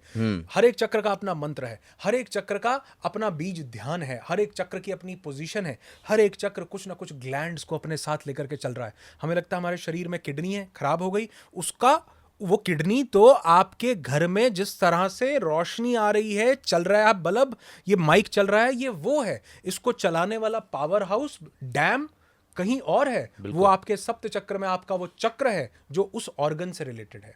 आपको नींद नहीं आ रही, खाली ये नींद नहीं है, बल्कि आपके यहाँ पर पिट्यूटरी और पिनियल ग्लैंड नाम के 2 ग्लैंड्स हैं जो आपके माइंड में चल रही बहुत सारी गतिविधियों को, आपके यहाँ पर एक नींद लाने वाला रसायन जिसको मेलाटोनिन और सेरोटोनिन बोला जाता है, उसको रिलीज करने का बहुत बड़ा कार्य करते हैं। तो हमने क्या देखा कि ये लाइट हमारे इस बड़े से सोर्स में आ रही है, माइक में आवाज आ रही है, ये कहाँ से ऑपरेट हो रही है? वो सप्तचक्र हैं जो कि बहुत ज़्यादा मुश्किल नहीं है, सिर्फ इनको जाना जाए। जब तक जानते नहीं कोई चीज़ बड़ी मुश्किल लगती है। जैसे अगर मैं किसी से भी पूछूं कि आई लव यू को स्पेनिश में क्या बोलते हैं, तो जब तक हमने उसको नहीं जाना तो हमको यही लगेगा कि इसको तमिल में क्या बोलते हैं, इसको तेलुगु बिल्कुल में सही क्या, बात है। हमें नहीं। लेकिन हमें जब ये पता चल जाए कि इसको ये शब्द बोलते हैं और हमने कई मूवीज़ में या सुन लिया, तो हमें बहुत आसानी से पता है कि आमी तमाके बालो बालो। बास देखो बात ये है। अब ये कहाँ से निकल के आया कि सुन लिया, जान लिया, तो अब कोई पूछे बिल्कुल बंगाली सही में बात क्या है। कहते हैं, यूं निकल आएगा। तो ज्ञान की कमी और इन्फॉर्मेशन का मिस इन्फॉर्मेशन में तब्दील होके हमारे पास आ जाना और सिर्फ इन्फॉर्मेशन का ही रहना, उसको इम्प्लीमेंट ना करना, मुझे लगता है मुश्किल का आभास करवाता है। इतना मुश्किल नहीं है। अच्छा, मज़ेदार बात क्या है ना सर, कि ऐसा नहीं कि लोग ज्ञान चाहते नहीं हैं, लोग चाहते हैं। अगर नहीं चाहते तो जिस क्वेश्चन को मैंने किया था ना, ये शब्द चक्रा जागृत करने वाली बात, आप देखेंगे किसी ने भी इस पे वीडियो बना के डाला होगा, मिलियंस व्यूज़ गए हैं। यानी कि लोग जानना चाहते हैं। एक तो बताने वाले नहीं हैं, दूसरे कुछ लोग गुमराह करने के लिए इसको अपना एक बिजनेस बना लिया उन्होंने। जगह जगह एक दुकान खोल के बैठे हुए हैं, थोड़ा सा योग का सहारा, थोड़ा सा आयुर्वेद का सहारा, उसके बीच में वो भरमा रहे हैं। खैर, इस बात को थोड़ा और आगे लेके चलूँगा। और हमारे यहाँ कहते थे, जैसा खाएं अन्न वैसा होए मन। तो क्या इन सारी प्रक्रिया को करने के लिए आपका जो भोजन है वो किस तरह का होना चाहिए? क्या जो आज के कल्चर में भोजन है वो इसके लिए सूटेबल है, या इसके लिए कुछ अलग से करना होता है? बहुत अच्छी बात है मिश्रा जी, भोजन का बहुत अहम रोल है। और वाकई ये बात बिल्कुल सही है, जैसा खाए अन्न वैसा होए मन। जिस तरह का आप भोजन करते हैं उसी तरह की प्रवृत्ति आपके पास आने लगती है। इसलिए भोजन को भी हमने दो कैटेगरीज में डिवाइड किया, तामसिक और सात्विक। सात्विक। तामसिक भोजन करने से तमस की प्रवृत्ति बढ़ती है, सात्विक भोजन करने से सत्व की प्रवृत्ति बढ़ती है। तीन गुण हमने बताया ना, सत्व, रजस और तमस। जी। तमस विध्वंसक गुण है। हमने वो तमस की, अगर हमारा भोजन तमस प्रवृत्ति का है और कई चीजें उस प्रवृत्ति के साथ, सिर्फ ऐसा नहीं है कि नॉन वेज है वो जो वही तामसिक प्रवृत्ति को देगा, नहीं। इसलिए हमने बहुत से व्रत में हमने प्याज को भी बैन किया, हमने बहुत से अन्न को बैन। तो हर एक अन्न को हमारे जो बड़े लोग थे, पूर्वज थे, वो उसके रूट तक को जान गए थे कि क्या चीज है जो हमारे शरीर के अंदर जाकर उस सत्व गण को बढ़ाने का प्रयास करती है, जो हमारे शरीर को, यानी उन्होंने जाना, मालूम है क्या, कि इस अन्न के अंदर क्या वो चीजें हैं जो हमारे शरीर को चाहिए हैं। जैसे मान लीजिए आज बहुत आता है कि दूध नहीं पीना, ये नहीं करना, वो नहीं करना, मिल्क प्रोडक्ट्स नहीं लेने, ऐसा आपने भी कई बार सुना होगा। लेकिन क्या आप जानते हैं कि गाय का दूध, देसी गाय जो होती थी, उसका दूध, उसमें जो कॉम्पोजिशन होती थी वो वही कॉम्पोजिशन होती थी जो हमारे शरीर को चाहिए होती थी। जो एक माँ के दूध में जब वो अपने बच्चे को दूध पिलाती है, वही कॉम्पोजिशन लगभग मिलती जुलती। वो देसी गाय जो पुराने जमाने में देसी, अभी भी होती हैं कई जगह पर, हरियाणा, राजस्थान या कई जगह पर पूरब में अभी भी, उत्तर प्रदेश की तरफ, बिहार में खूब हैं वो, खूब हैं अभी भी। लेकिन यहाँ अब धीरे धीरे वो खत्म हो गया। और लोग खुद को कहते हैं मॉडर्न। मुझे लगता है इसलिए कि तमाम नई नई बीमारियां लेके आ गए हैं। जो चीजें थी मॉडर्न होने के लिए, उसको तो छोड़ दिया उन्होंने।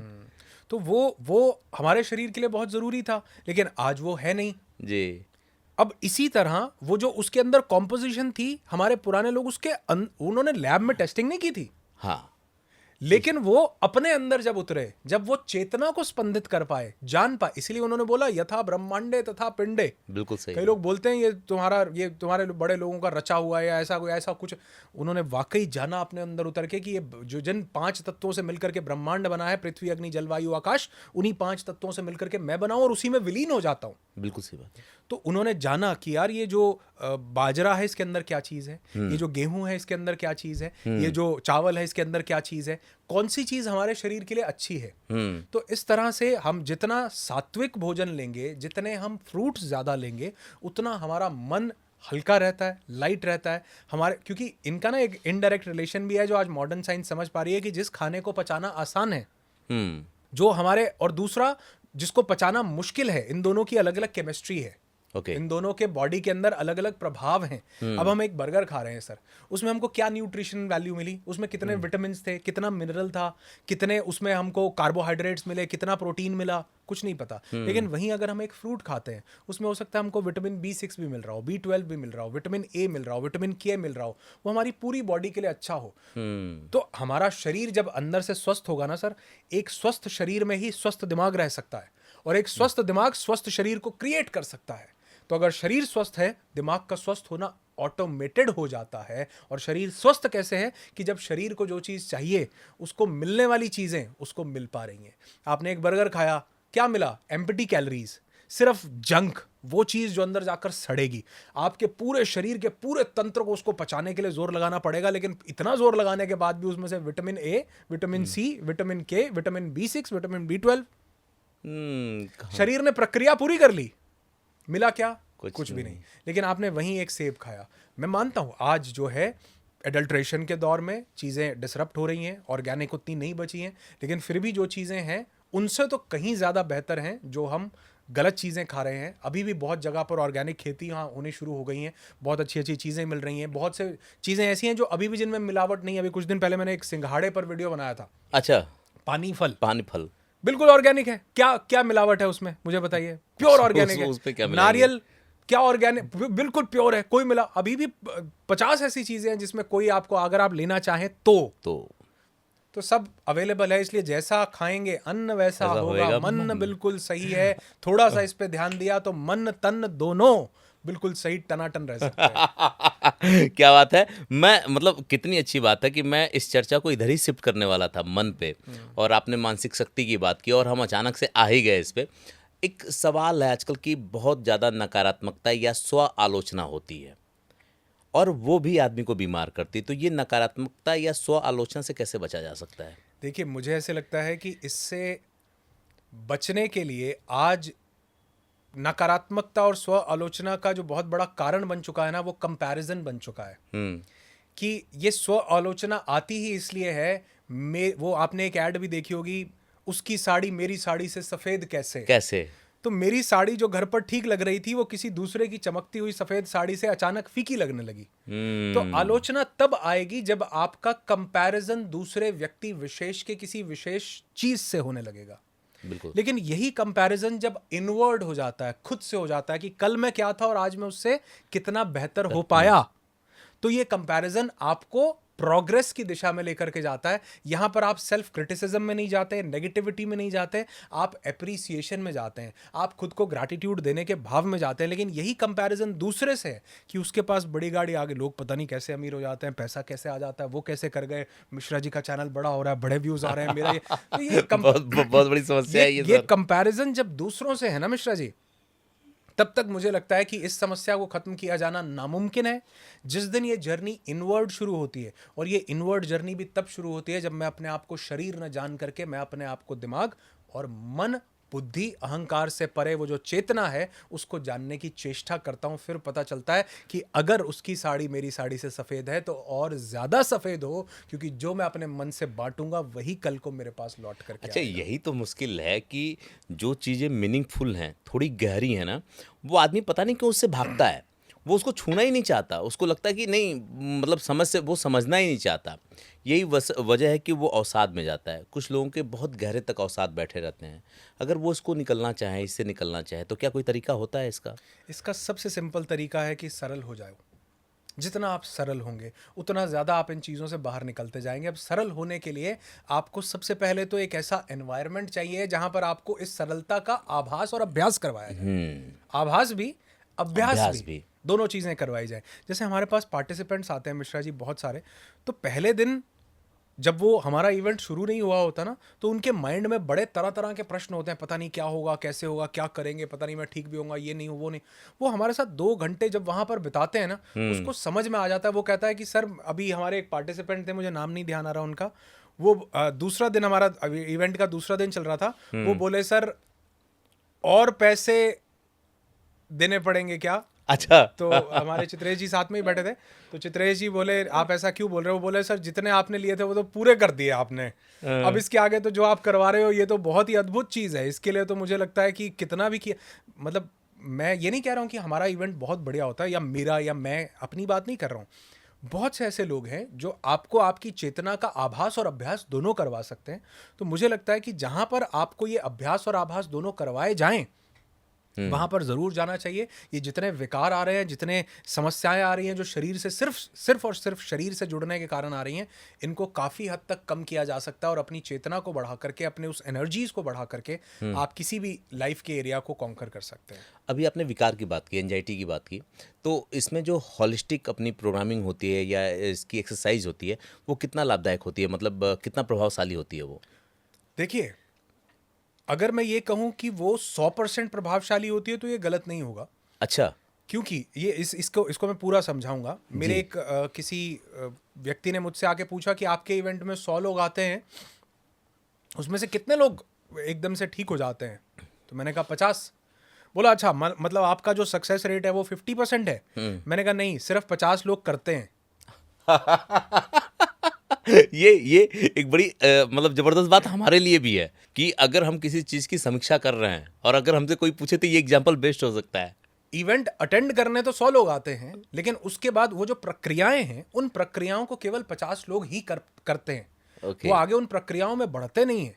तो मैं अक्सर अपने पार्टिसिपेंट्स को ये बात इसीलिए हमने ना थोड़े कई बड़े इवेंट्स बनाए, 21 दिन, जहां पार्टिसिपेंट्स मेरे साथ रहते हैं, 6 महीने रहते हैं, ताकि क्योंकि किसी भी व्यक्ति के अंदर कुछ बदलने के लिए मुझे नहीं पता उसके इम्प्रिंट्स कितने पुराने बैठे हुए हैं, उसके अंदर कितनी, हो सकता है जन्मों जन्मों से वो किसी चैलेंज को लेकर के आता चला जा रहा हो और वो सॉल्व ना हो रही, कितनी जड़ें मजबूत करके चैलेंजेस अंदर बैठे हुए हैं।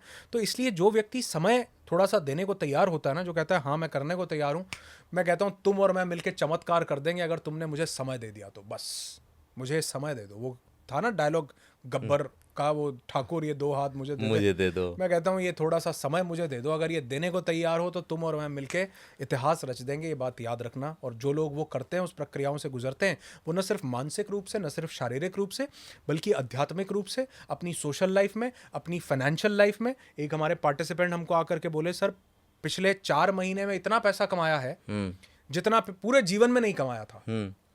ये कैसे हुआ सर? मैंने कहा जी, ये जो पैसा कमाने की जो इन्नेट एबिलिटी थी ना, ये आपके अंदर थी, क्योंकि मनी और कुछ नहीं है, ये भी अपने आप में एक ऊर्जा है। ये भी एक एनर्जी है जिसको वो व्यक्ति टैप इन कर पाता है जो अपनी एनर्जीज को अंदर से जान पाए। मैंने कुछ नहीं किया, मैं तुम्हारे जीवन में कुछ बदलाव नहीं लाया हूं, मैंने तो सिर्फ सिखाया कि अपने अंदर उतरो और उन एनर्जीज को जानो। तुमने जाना, तुमको रिजल्ट मिलने लगे।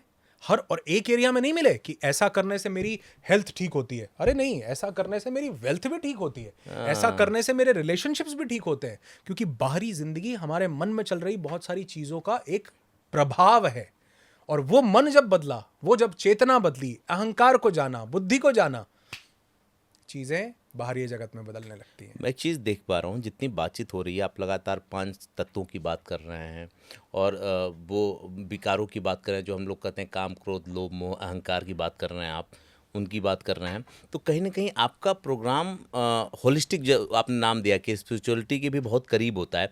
एक बात अभी आपने बोली कि जन्मांतर का लेके बैठे हैं, तो क्या आप अवचेतन मन पे भी काम करते हैं क्या? देखिए, हम अवचेतन मन पर ही काम करते हैं। अच्छा। हम अवचेतन मन, क्योंकि जैसे मैंने बोला ना आपको, अंतःकरण। हाँ। अंतःकरण में मैंने बोला 4 चीजें आती हैं।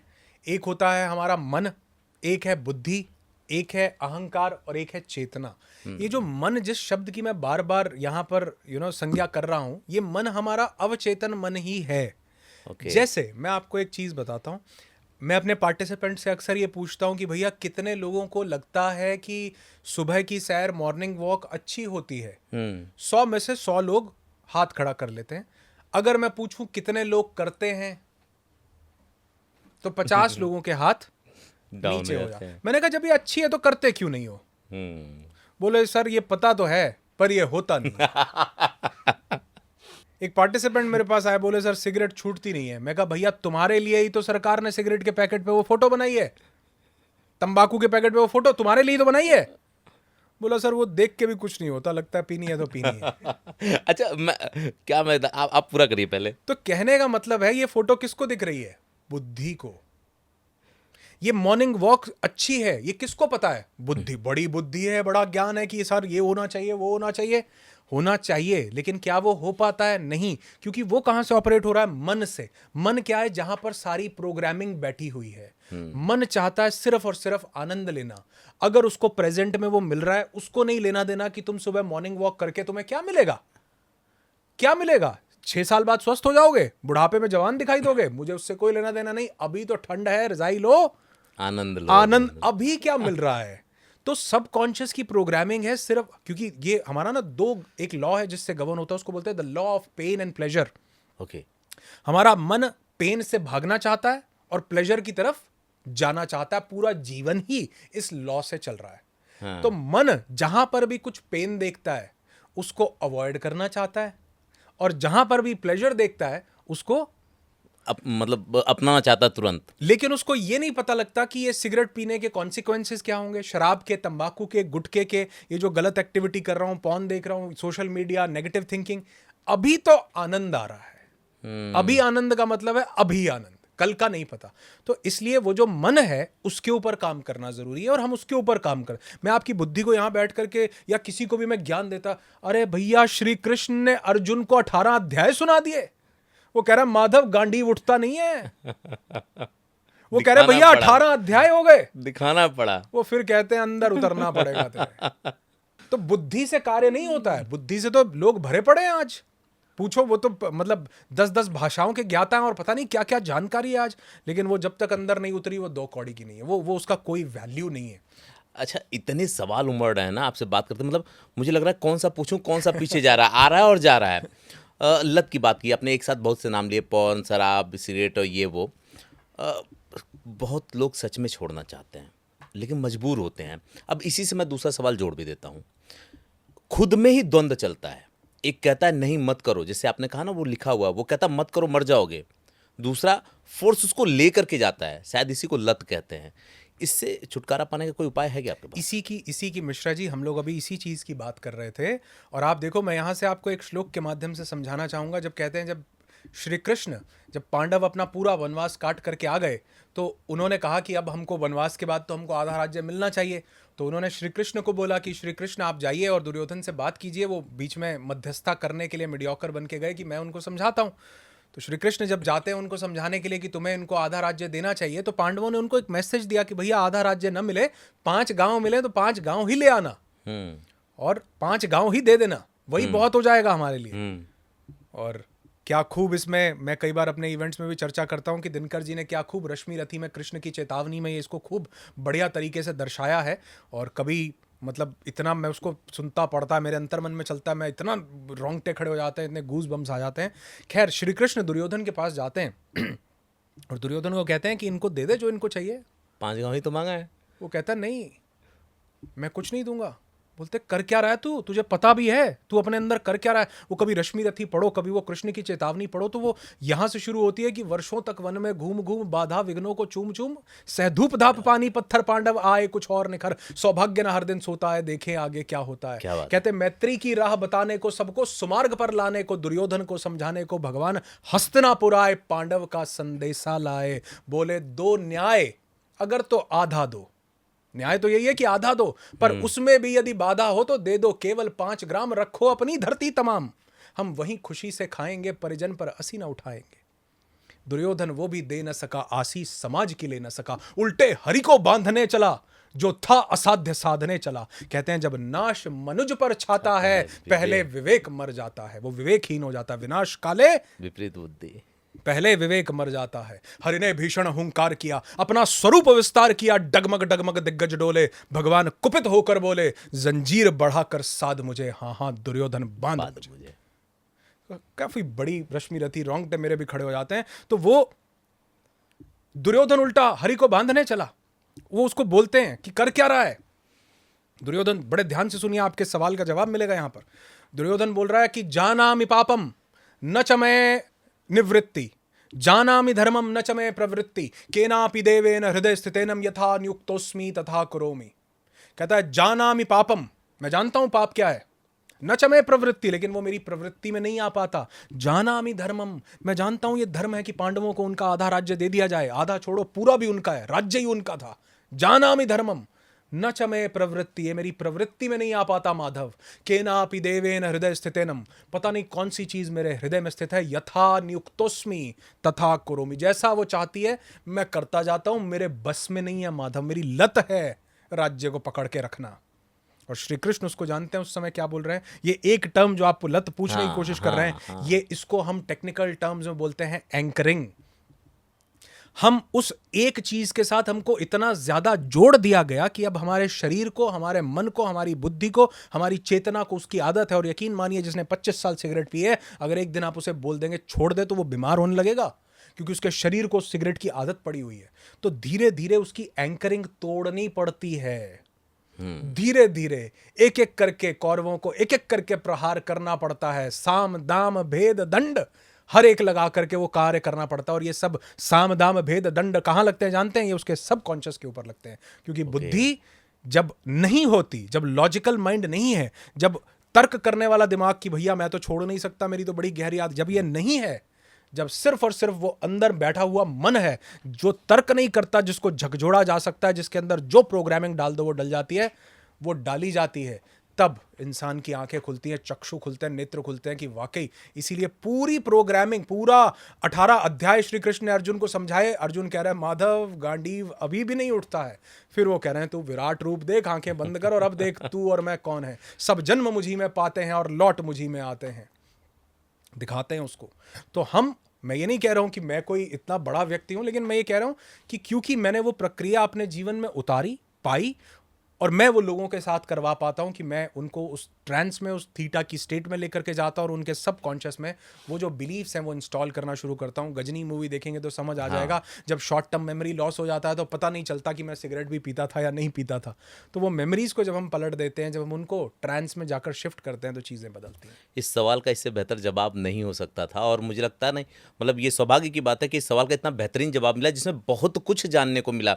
बात सिर्फ लत की नहीं थी, ये गीता का जो श्लोक था ये अपने आप में, मतलब आप कह रहे थे मेरे रोंगटे खड़े हो रहे थे, क्योंकि शब्दों में जो ताकत होती है, जो ऊर्जा होती है ना, वो महसूस हो रही हो। जो लोग देख रहे हैं उनको भी महसूस हो रही होगी। आपके तेवर, आपके कहने का अंदाज, इन शब्दों की ताकत वो पता चल रही थी। शुक्रिया सर। कई बार देखते हैं कि लत जो है ना वो आत्मविश्वास को भी कमज़ोर कर देती है और आदमी अंदर ही अंदर खोखला होने लगता है। तो क्या कुछ ऐसा है कि मन का सामंजस्य बिठाया जा सके, अपने आत्मविश्वास को वापस पाया जा सके, जिससे उसका अपना व्यक्तित्व निकल के बाहर आ पाए? क्योंकि जब आत्मविश्वास जाता है तो आदमी ही खो जाता है, वो कौन है, क्या है, कुछ नहीं पता होता। बहुत बढ़िया कहा आपने मिश्रा जी। और ये दोनों चीज़ें आपस में को रिलेटेड हैं, अगर आप इसको थोड़ा ध्यान से समझने की कोशिश करेंगे।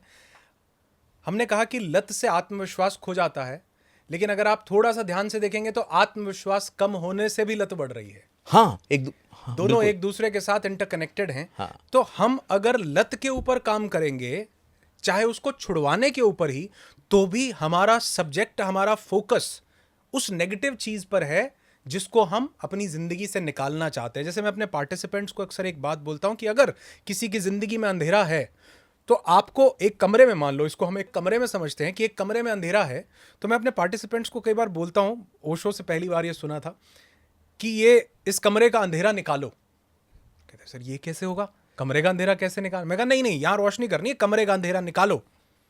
सर इसके लिए तो लाइट जलानी पड़ेगी। मैं कहा नहीं, अंधेरा निकालना है, अंधेरे को निकाला नहीं जा सकता। आपने एक चिराग जलाया, एक दिया जलाया, एक कैंडल जला दी, एक लाइट जला दी, अंधेरे का अस्तित्व बचा नहीं। अगर हम लत को छुड़ाने की कोशिश या लत को देखने की कोशिश करेंगे तो हम अभी भी अंधेरे को पकड़े हुए हैं। हमको अंधेरा नहीं निकालना, हमको दीपक जलाना है। बिल्कुल। हमको लत को नहीं छुड़ाना, हमको वो जो सेल्फ एस्टीम है, जो कॉन्फिडेंस है, जिसको आपने आत्मविश्वास बोला, उस आत्मविश्वास को बढ़ाना है। आत्मविश्वास था क्या? इस शब्द को समझें कि हमारी आत्मा के अंदर जब हमारा पूर्ण रूप से विश्वास था, वाह, कि मेरी चेतना को मैं स्पंदित कर सक, हमने आत्मविश्वास यूं बढ़ाया, आपकी लत यूं जाने लगती है। अगर हमने लत को यूं कम करा, ये यहीं कहीं हम कर ही नहीं सकते हैं सर, अंधेरे को कमरे से निकाल ही नहीं सकते हैं। और अगर अंधेरे को निकालने की चेष्टा की तो मेरा पूरा का पूरा ध्यान अंधेरे पर ही है। मैंने सिगरेट को छुड़ाने की चेष्टा की, मेरे दिमाग में तो अभी भी वही चल रहा है। दिमाग कहेगा चल छुड़ाएंगे बाद में, पहले 2 कश और हो जाए, क्योंकि दिमाग में सिगरेट चल रही है। हाँ।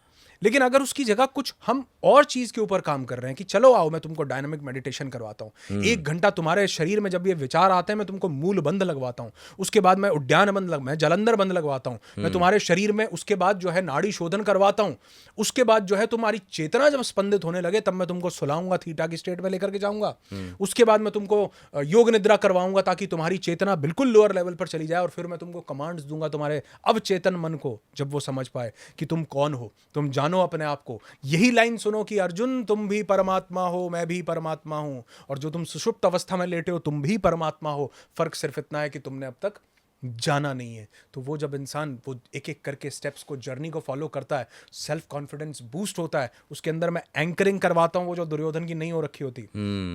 और आपको क्या लगता है कि श्री कृष्ण को समय लगता? श्री कृष्ण यूं चुटकी बजाते और उसकी एंकरिंग यूं कर देते और उसको कहते भैया तेरे से ये छोड़ा नहीं जाता, ये तो मैं यूं छुड़वाता हूं तेरे हाथ से, 5 गांव छोड़ तू तो पूरा राज्य देने को तैयार हो जाएगा, यूं करवाते। बिल्कुल सही लेकिन बात। वो स्वयं चाहते थे कि ये युद्ध हो। वो युद्ध न होता तो आज ये दुनिया इस तरह से न होती, ये ज्ञान न मिलता, और ये ज्ञान के ऊपर सारी चीज़ें।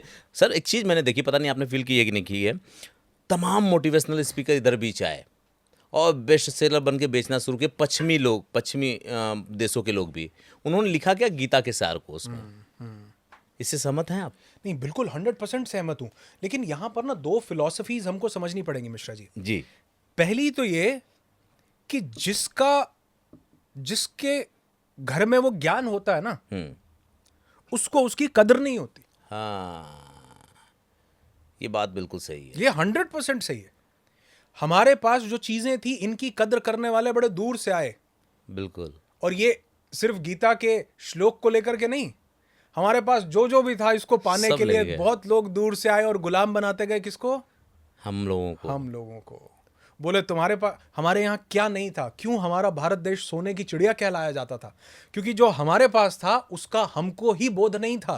हमें ये हमने नहीं कहा कभी हमारा देश सोने की चिड़िया है। ये जो बाहर से लोग आए, इन्वेडर्स आए, उन्होंने बताया कि भैया तुम तो क्या क्या लेके बैठे हो। सही बात है। उन्होंने रियलाइज कर, तो ये बात सत्य है कि ये सब चीज़ें हमारी, क्योंकि जब भी मैं ये हीलिंग साइंसेस के ऊपर काम करता हूँ और मैं बहुत से लोगों को पढ़ता हूँ, मैंने अनीता मूरजानी को पढ़ा, मैंने डॉक्टर दीपक चोपड़ा को पढ़ा, मैंने ब्रूस लिप्टन को पढ़ा, डॉक्टर जो डिस्पेंजा को, नॉर्मन कजन को, लुइस हे को, जितने लोगों को भी मैं पढ़ता चला गया, मैंने धीरे धीरे जाना कि यार इनमें से बहुत से लोग तो स्वामी रामा की बात कर रहे हैं जब वो ब्रेथ की बात करते हैं। इनमें से बहुत से लोग तो योगानंदा परमहंसा जी की टेक्निक्स की बात कर रहे हैं जब वो मेडिटेशंस की बात करते हैं। इनमें से बहुत से लोग ऐसे हैं जो हमारे वेदांत की चर्चा कर रहे हैं, बहुत से लोग ऐसे हैं जो हमारे गीता के बहुत से श्लोकों को उठा करके हमें ही समझा रहे हैं। लेकिन जानते हैं क्यों वो समझा पा रहे हैं? हम ये कंडेम करना तो आसान है कि वो हमारी चीज़ों को वो लोग बता रहे हैं, समझा भी उन्हीं ने है।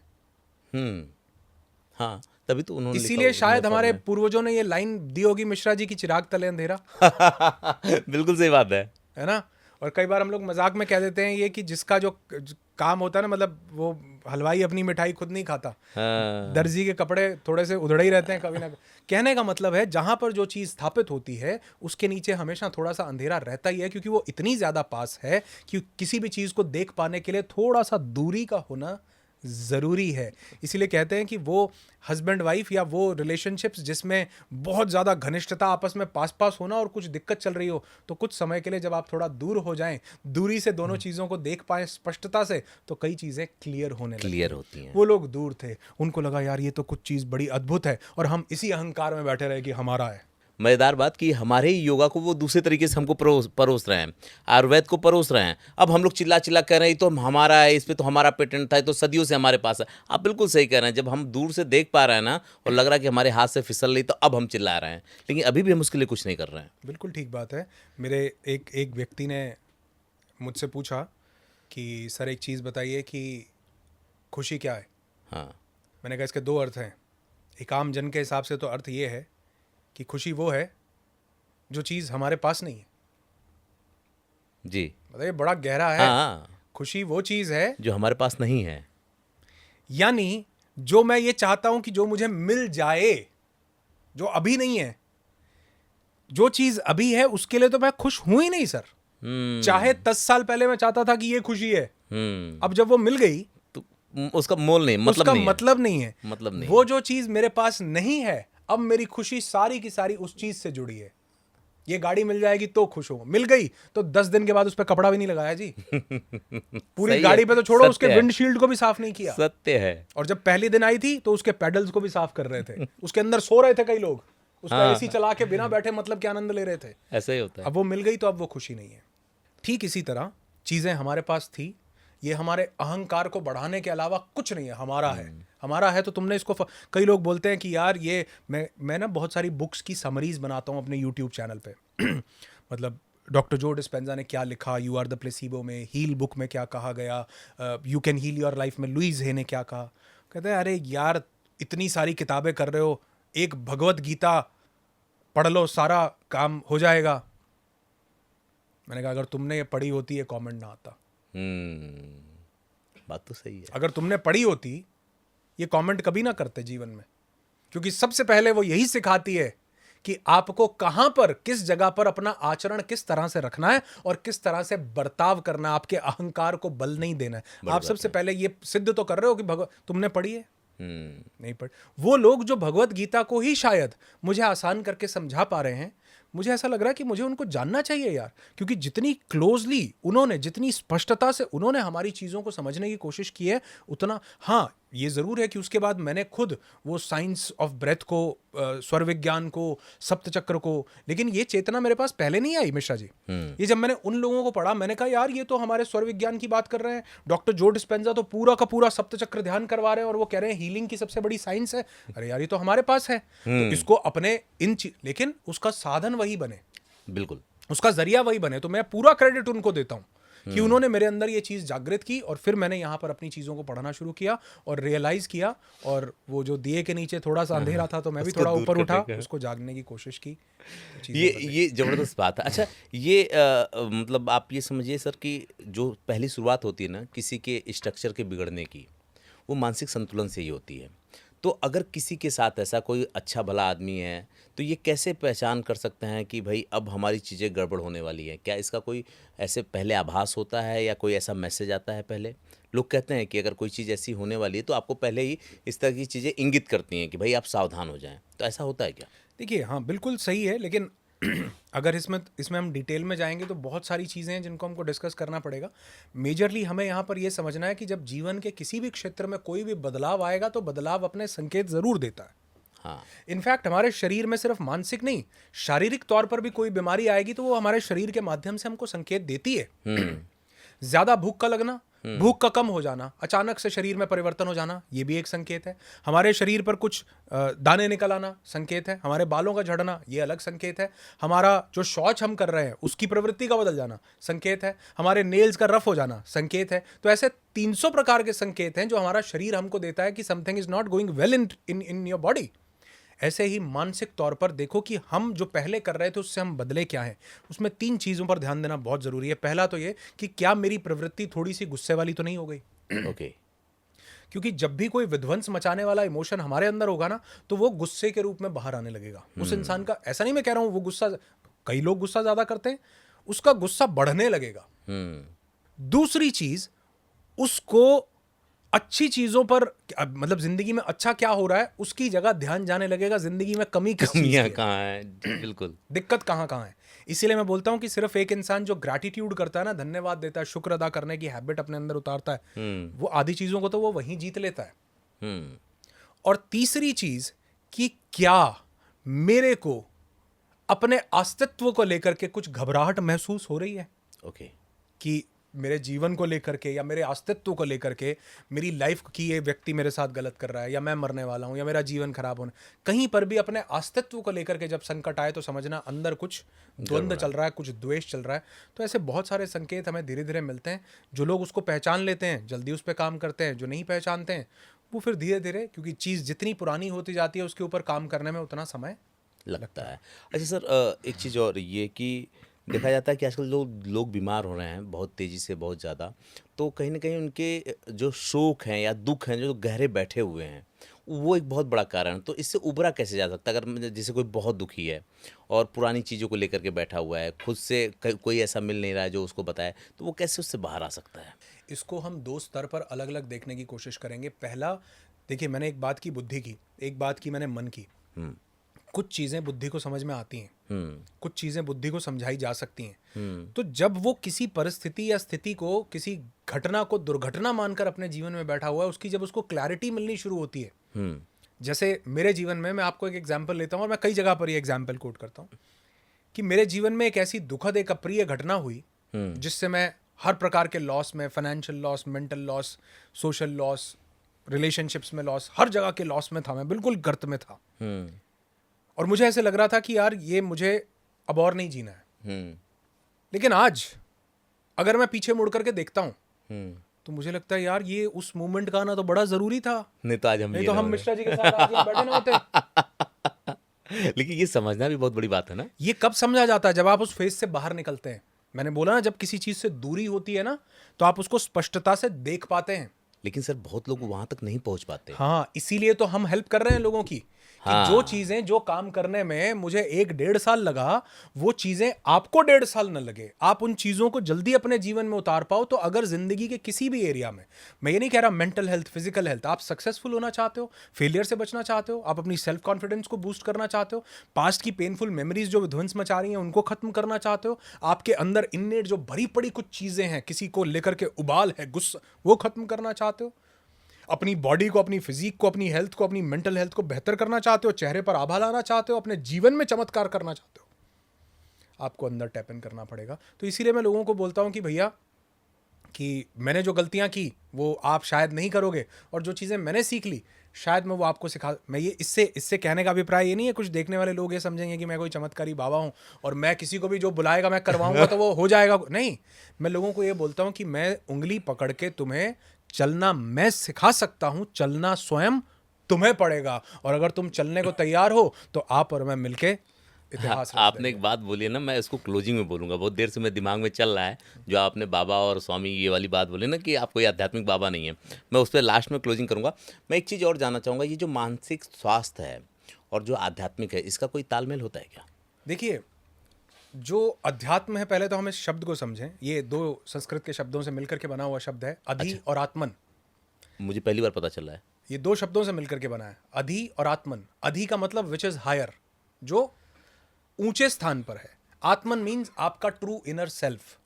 अध्यात्म का मतलब है आपके ट्रू इनर सेल्फ के हायर वर्जन को जानना। ओके। जो अभी मैं जिस लेवल पर हूं मैं वो नहीं हूं, इसका एक हायर वर्जन भी है, इसकी एक परम चेतना भी है। उस अवस्था को जानना, अधि आत्मन को समझना अध्यात्म है।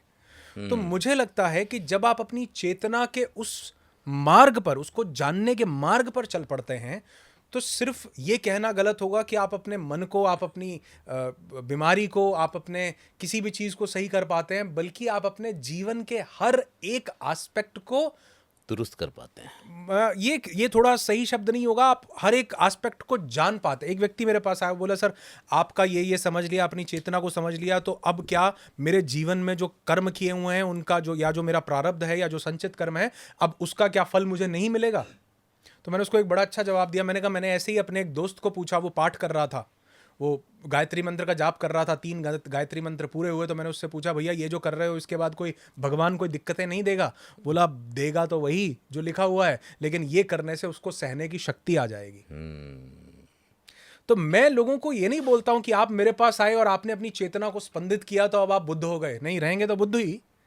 लेकिन जो परिस्थितियां और जो स्थितियां जीवन में चल करके आएंगी, अब उनको देखने की, समझने की, उनसे लड़ने की, उनसे बाहर निकलने की, वो जो एक चीज का जो मतलब हम कुछ और ले रहे थे, उस मतलब को अब हम सही तरीके से अपने जीवन में ले पाएं, उसकी समझ डेवलप हो जाएगी। और मुझे लगता है यही चीज अगर डेवलप हो जाए तो वहीं एक चीज जिसमें प्रॉब्लम दिख रही हो सकती है, वही किसी के लिए अपॉर्चुनिटी बन सकती है। वही एक चीज जो जीवन का अंत दिख रहा हो सकता है, वो एक नई दिशा की शुरुआत हो सकती है।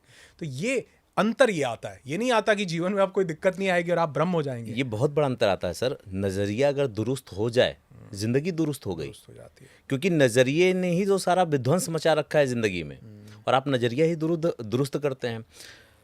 सर, बातचीत करने का मन तो बहुत है, अभी भी हो रहा है, लेकिन मैं चाहता हूँ इसको यहाँ रोकूं ताकि लोग देखें और सेकेंड पार्ट की मांग करें, जैसा कि अक्सर मेरे मैक्सिमम एपिसोड में लोगों ने ऐसा किया है। लेकिन इस चर्चा को वहीं रोकूंगा जहाँ से ये शुरू हुई थी। आपने बात की थी अकेलापन की। एक आदमी अकेले है, एक उसको अकेलापन खाया जा रहा है। सच में कुछ लोग अकेले हैं जो समाज से बहिष्कृत हैं या किसी वजह से समाज से अलग थलग पड़ गए हैं। वो अपने आप को कैसे इस समाज में लेके आए या उस अकेलेपन से कैसे निपटें वो, क्योंकि ये बहुत बहुत बड़ा सवाल पूरे मतलब समाज के लिए। बहुत से लोग इस तरह के मेट्रो सिटीज़ में खासकर। बहुत अच्छा सवाल है मिश्रा जी, और मैं यहाँ पर ये चेष्टा करूँगा और ये कोशिश करूँगा कि मैं यहाँ पर किसी भी उस व्यक्ति को जो अकेला है उसको ये मैसेज ना दूँ कि वो अपने आप को समाज में वापस लाए। ये हाँ ज़रूर एक अच्छी बात है, सामाजिक होना बहुत बढ़िया है, लेकिन उससे भी पहले वो देखिए 2 शब्द हैं, एक है अकेला होना और एक है एकांत में होना। हाँ, एकांत शब्द बड़ा खूबसूरत है मिश्रा जी। एकांत में एक अर्थ छुपा है, इसका अर्थ जानते हैं क्या है? जहां एक का अंत हो जाए और अद्वैत घटित हो। अरे वाह, पहली बार सुन रहा हूं मैं। एकांत, एक का अंत हो गया, जहां 2 नहीं बचे। हमारी जो अक्सर जो हमारी पर्सनालिटीज है ना, वो डुअल है। हम डुअल पर्सनालिटी वाले व्यक्ति हो, हर कोई। तो वो जो व्यक्ति जो अलग थलग समाज से पड़ गया है, उसको अब समाज में लौटने से पहले अपने आप से एक रूपता में आना है, जिसके लिए दो शब्द हैं, एक है लोनली और एक है सॉलिट्यूड। लोनली का मतलब है अकेला, सॉलिट्यूड का मतलब है एकांत में होना। जहां आप एकांत हो जाए और आप अपने ही साथ हों, तो मुझे लगता है कि वो व्यक्ति जो अलग थलग है, उसको सबसे पहले अपने साथ कनेक्टिविटी मजबूत करने की ज़रूरत है, क्योंकि दूसरे लोगों से भी आपके संबंध वैसे होते हैं जैसे आपके संबंध अपने साथ हैं। अगर मैं अपने प्रति हार्श हूं, तो आप यकीन मानिए मैं दूसरों के प्रति भी हार्श होऊंगा। अगर मैं खुद से जीवन में कभी मोहब्बत नहीं कर पाया, तो मैं किसी दूसरे से भी जीवन में कभी मोहब्बत नहीं कर पाऊंगा। अगर मेरी अपने प्रति करुणा, अपने शरीर के प्रति, अपने मन के प्रति अगर मेरे भाव और मेरा ग्रैटिट्यूड, मेरा संतोष अच्छा नहीं है, तो ये किसी दूसरे व्यक्ति के प्रति भी जीवन में कभी अच्छा नहीं हो सकता। मैं वही दूसरे को देता हूं जो मेरे पास अंदर है।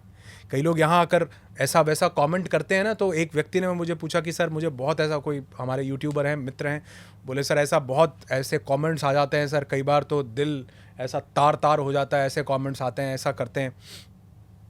मैंने कहा भैया सबसे पहली बात तो आप ये समझिए, बड़ी छोटी सी, कि एक व्यक्ति दूसरे व्यक्ति को जो बड़ा होता है ना, उसको गाली निकाल के, उसको बोल के वो अपने अहंकार को संतोष देना चाहता है कि मैंने देखो कितने बड़े व्यक्ति को मैंने पाठ पढ़ा दिया, सिखा दिया।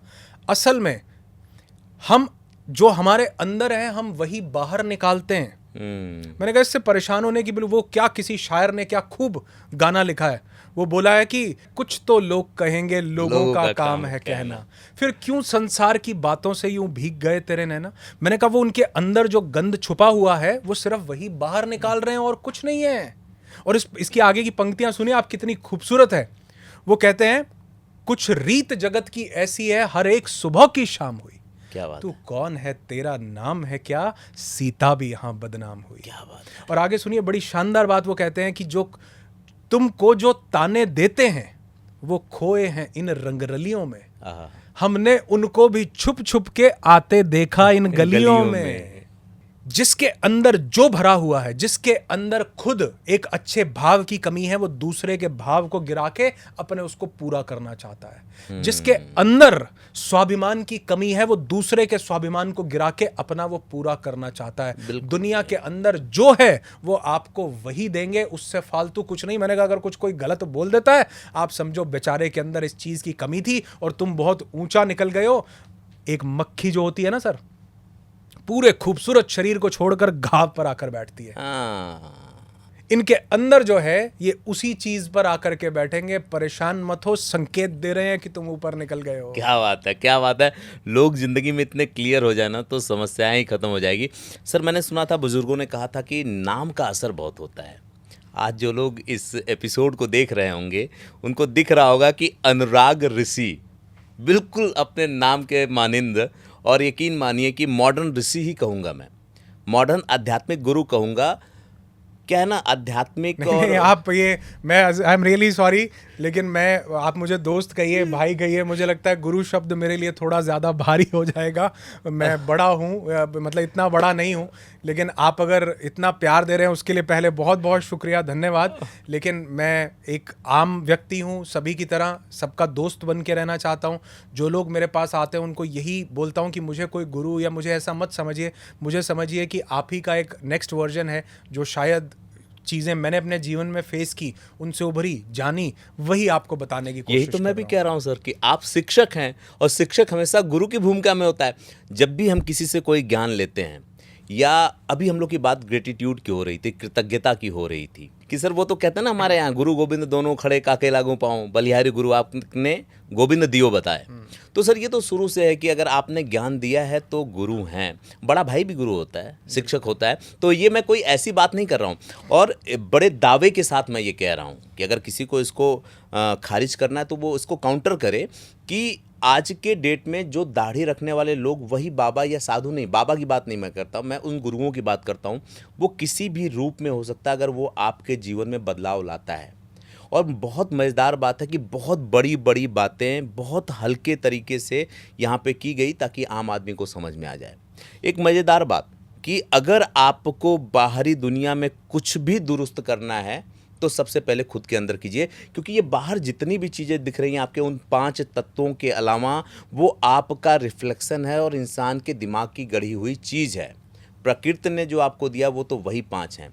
उसके बाद ये जो सृजन हुआ वो आदमी के दिमाग ने किया, उसने विध्वंस किया। सर, मैं अपने क्लोजिंग में पहली बार रोक करके ये कह रहा हूँ कि लोगों की बड़ी शिकायत होती है मुझसे, और मैक्सिमम लोगों की शिकायत होती है कि आप जिस गेस्ट को लाते हैं उसका पता नहीं बताते। आपसे कोई मिलना चाहेगा तो कहाँ जाएगा?